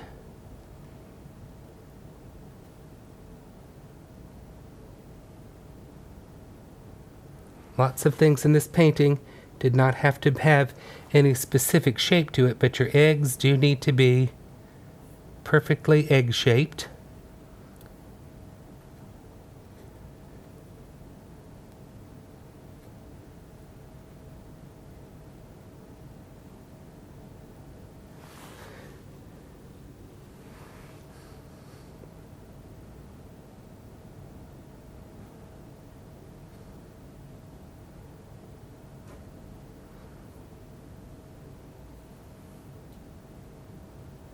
So again, we're just undercoating our eggs with ultramarine blue.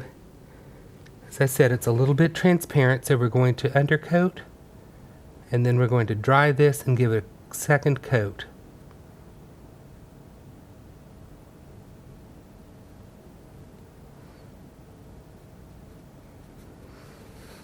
All right, once you've gotten your eggs undercoated, you can pause the video, and then we'll dry our eggs. Okay, our eggs are dry, so we're going to apply a second coat of ultramarine blue.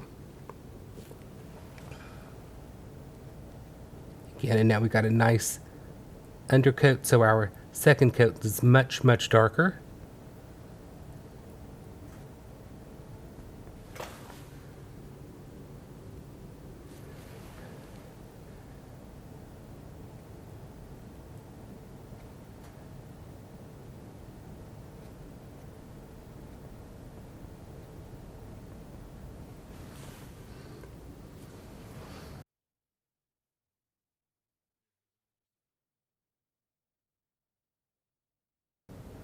Work neatly and carefully. Again, make sure that the outside shape of the eggs is nicely oval shaped.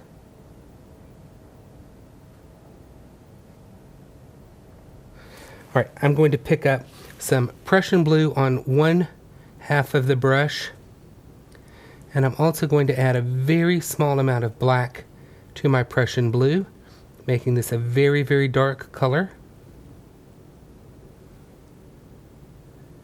And I'm going to shade where one egg is tucked behind another egg.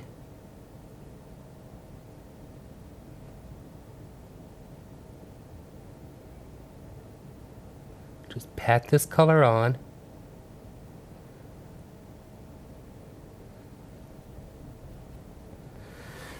And then soften that color into the egg, creating a nice gradation of color. We'll do the same thing on this egg back here, where it's hiding behind the nest. Just pat that color on, soften that color out into the egg.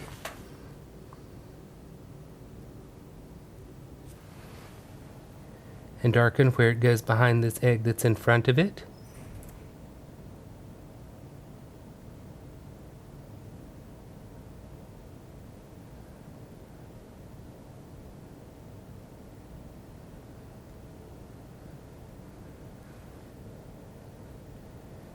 And then the front egg, get some shading where it goes behind the nest. We're going to quickly highlight the eggs with a mixture of some Prussian blue and titanium white. May add just a little bit of ultramarine blue to that to tone that color down a little bit. Don't need much paint on your brush. And we'll begin to dab some of this highlight color on. Soften it back into the shading a little bit.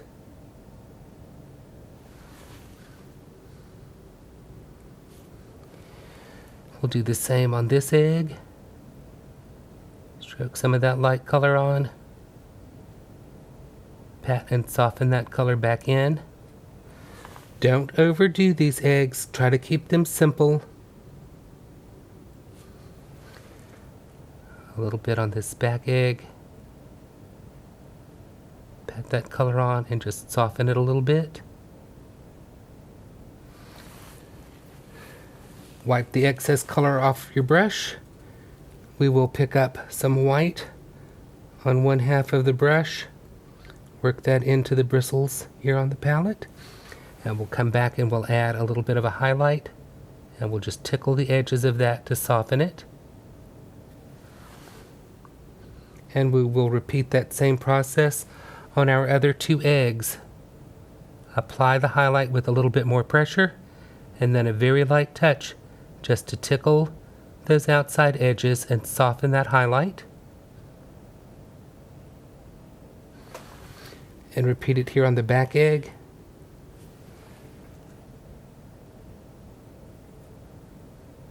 Apply the highlight with pressure and then using a very soft touch, soften that in. Then let's come back and add a final light highlight on these eggs with a little bit more titanium white.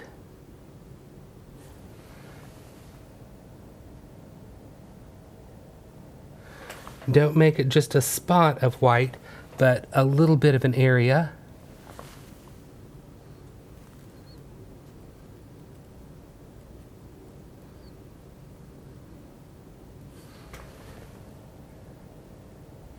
And now we've got 3 beautiful eggs in our nest. So we're going to turn our attention to our nest, and we are going to use our flexible blade metal palette knife to create some of the twigs on our bird's nest, and this is a fun little technique. If you watch here on the palette, I'm going to actually make a mixture of burnt umber and some black, darkening that burnt umber up.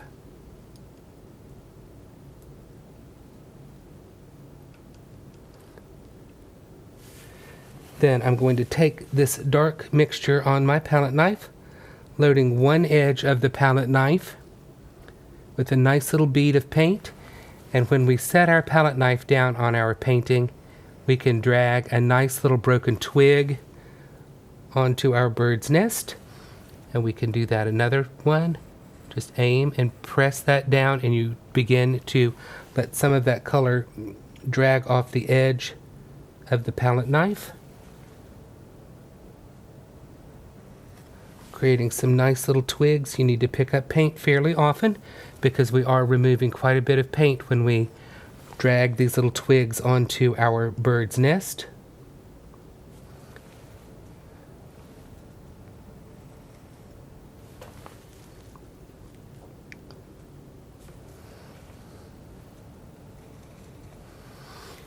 Some of these little twigs will be great and you'll be super happy with them, and others are not exactly what you want, but you will learn to live with them.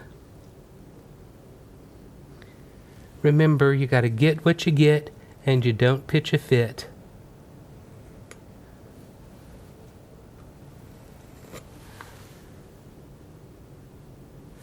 Just continue to pick up some of your burnt umber and black mixture and stroke that on.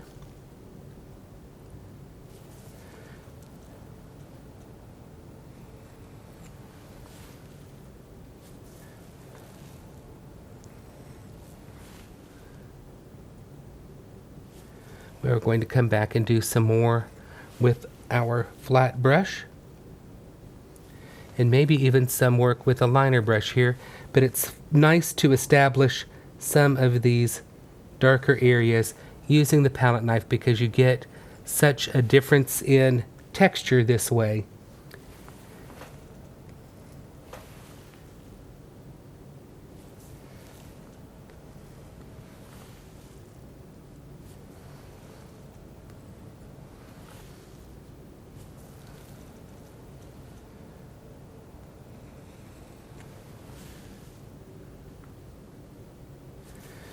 And just continue to add twigs in all different directions, loading your palette knife frequently and just laying on twig after twig.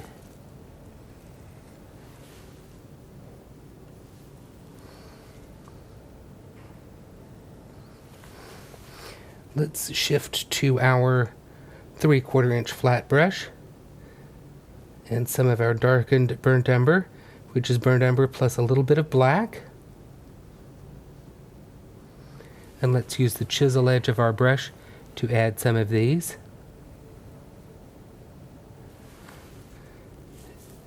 Make sure that your brush is well loaded with paint, but don't use a lot of pressure when you apply the twigs to your bird's nest. And you don't want to do a lot of some people tend to paint a lot of very serpentine-shaped lines. You want to do lots of straight lines, like little straight sticks, and just kind of build the character of your nest. If you paint the serpentine lines, then your bird's nest tends to look much more like it's something that you picked up out of the ocean than something that a bird would have made.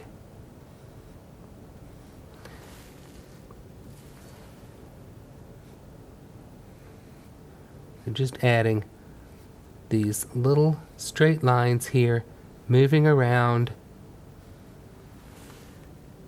creating an interesting little bird's nest.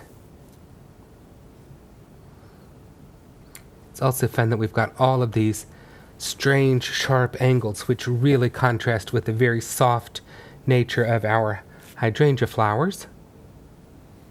Again, creating some visual interest.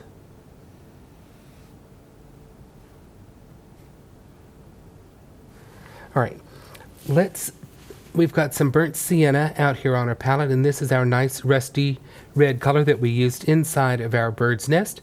So let's load up our 3/4 inch flat brush with some burnt sienna and add some rusty colored twigs to our nest.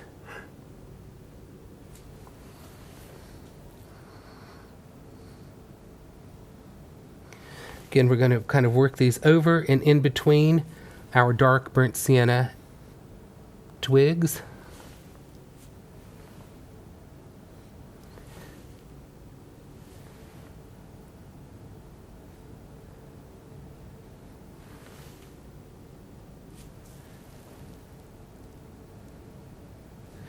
And every time you paint a bird's nest, it's going to be different. You'll have different colors, you'll have a slightly different shape. Some of your twigs will have a different thickness than others. You're always striving for some variety.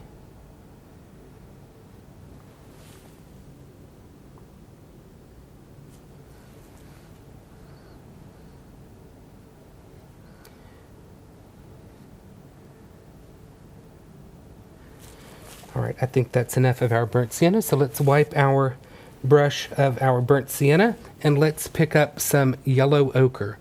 And yellow ochre is a beautiful straw color.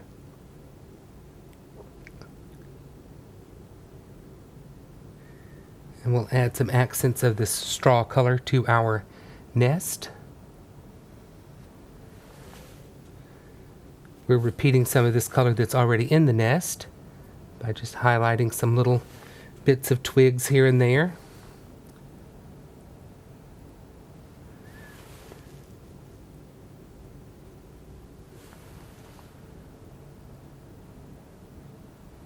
It's nice to create this little bit of a highlight here in the front. I'm going to add some white to my yellow ochre and maybe even add a little bit of yellow light just to make this color a little bit brighter for some more substantial highlights. And we'll put a nice big highlight right here across the front of our nest.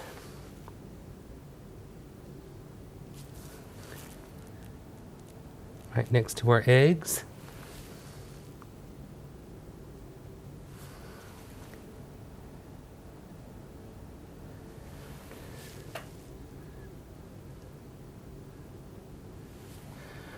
We don't need an awful lot of these highlights, but we do want to put a few on.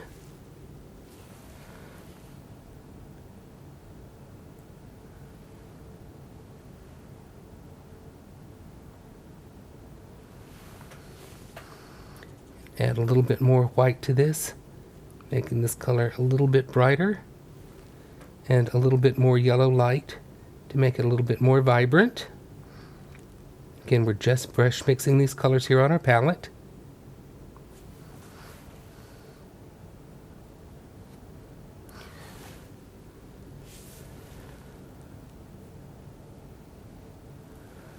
Doesn't take much of this.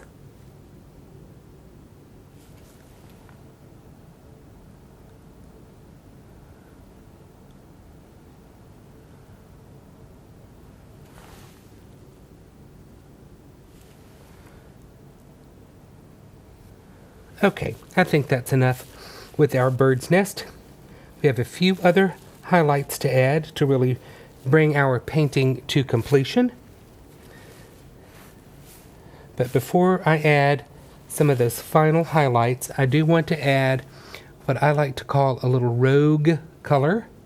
It's a little color that's not really anywhere in our painting, but I'm going to add some orange and a little bit of Naphthol Crimson, mostly orange, and I'm just picking this up on one half of my brush, and I just want to catch a little bit of color over here, something to draw your eye, and I'm just patting that color on. It doesn't need to be a whole lot, but that will definitely catch your eye,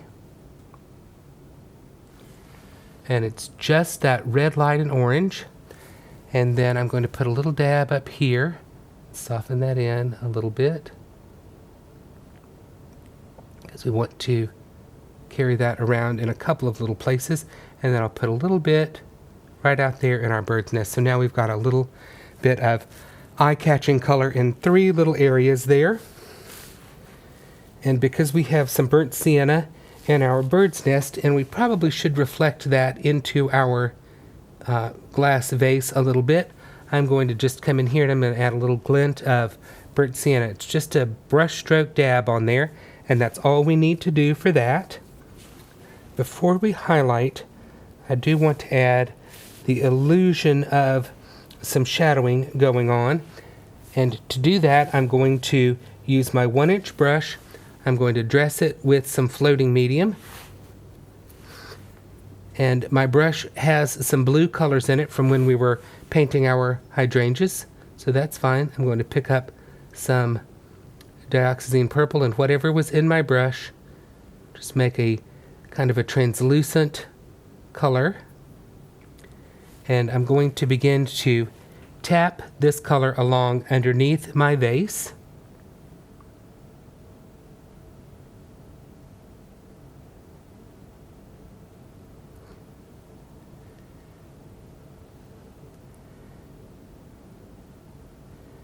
I'm going to carry it out in a little bit of a line, and I can come back and I can make some pulls of this, carry it over toward my bird's nest.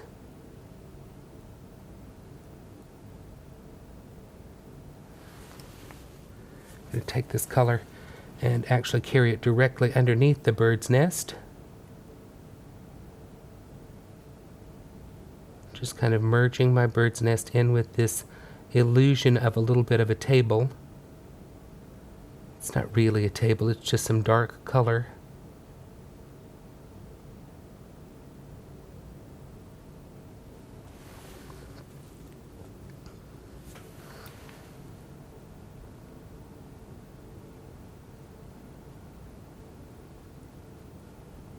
Just a series of little pulls.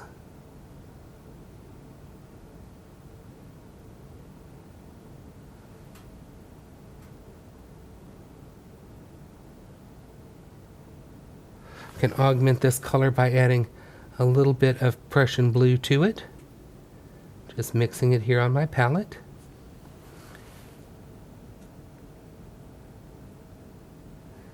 And again, just a series of little pulls indicating the effect of a table or a shadow. It's not really for us to decide what your viewer thinks that's going to be.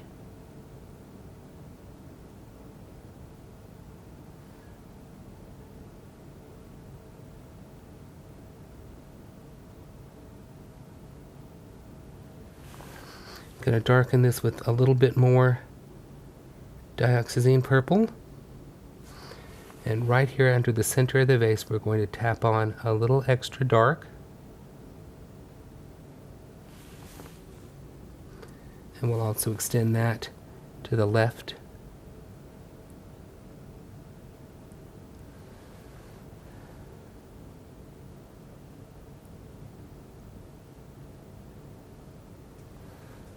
Okay, now time for the most fun part of the painting. We're going to put on some white highlights on our vase, and we're going to use our palette knife to do that. So I'm picking up a little bit of white paint on my palette knife, only on the back, and I'm tapping that on my palette because I don't want an excess of paint. But I'm going to put a little bit of a highlight right here, right along this left edge of the vase. So I'm going to set my palette knife right at the edge of the vase, and I'm going to pull down. I've got a little bit of a highlight started there, but this time I'm going to press a little bit more with a full side of my palette knife, the full back side. Look at that fun highlight going on there. I want this to be filled in a bit more, so I'm going to pick up more paint on my palette knife. And once again, I'm going to lay my palette knife right next to the edge of the vase, and a little bit more pressure, and we fill that in a bit more solidly.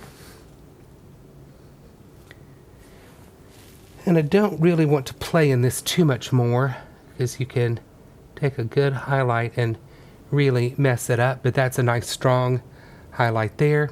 Let's add a nice highlight kind of coming right across here. Then I'm going to pick up a little Prussian blue and white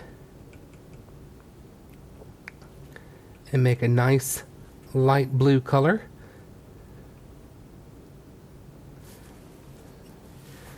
And we're going to add a nice light blue highlight on our vase. And I'm going to do that right over here. I'm just going to take my palette knife and stroke that on, just like that. And for fun, I mean, there's not a set way that all of these things need to be done, but I certainly think we can add a little bit of a glint like that. And I'm just looking kind of at the finished painting to see if there's anything else I need. And I think I would like to add, there's a little bit stronger, a little bit darker blue accent highlight, or accent mark. It's not really a highlight, but a little bit of an accent mark here on our vase. So I've made a darker blue by adding some more Prussian blue to that light color that we just added here and here.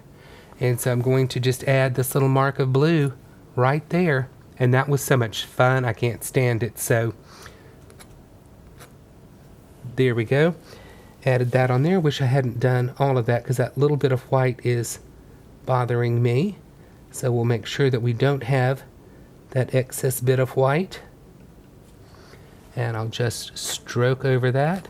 There we go. All right, so we've broken up some of our stems. We've added that fun little bit of blue. And you can add, you know, I don't have much paint on my palette knife at all. And so when you don't really have much paint on your palette knife, you can just kind of scrub and you get this beautiful little speckled effect, which I think is very, very nice. And because I'm liking that so much, and I didn't do this on the original painting, but it's about to happen here. So I'm going to just mix up some dioxazine purple and white. Not too light.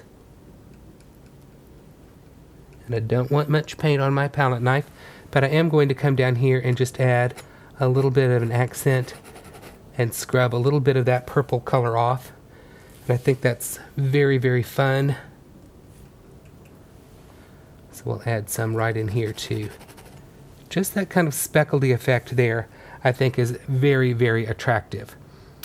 So this is our Spring's Song, and we have created a beautiful transparent glass vase with the stems in it. We've got lots of fun reflected light color going on it.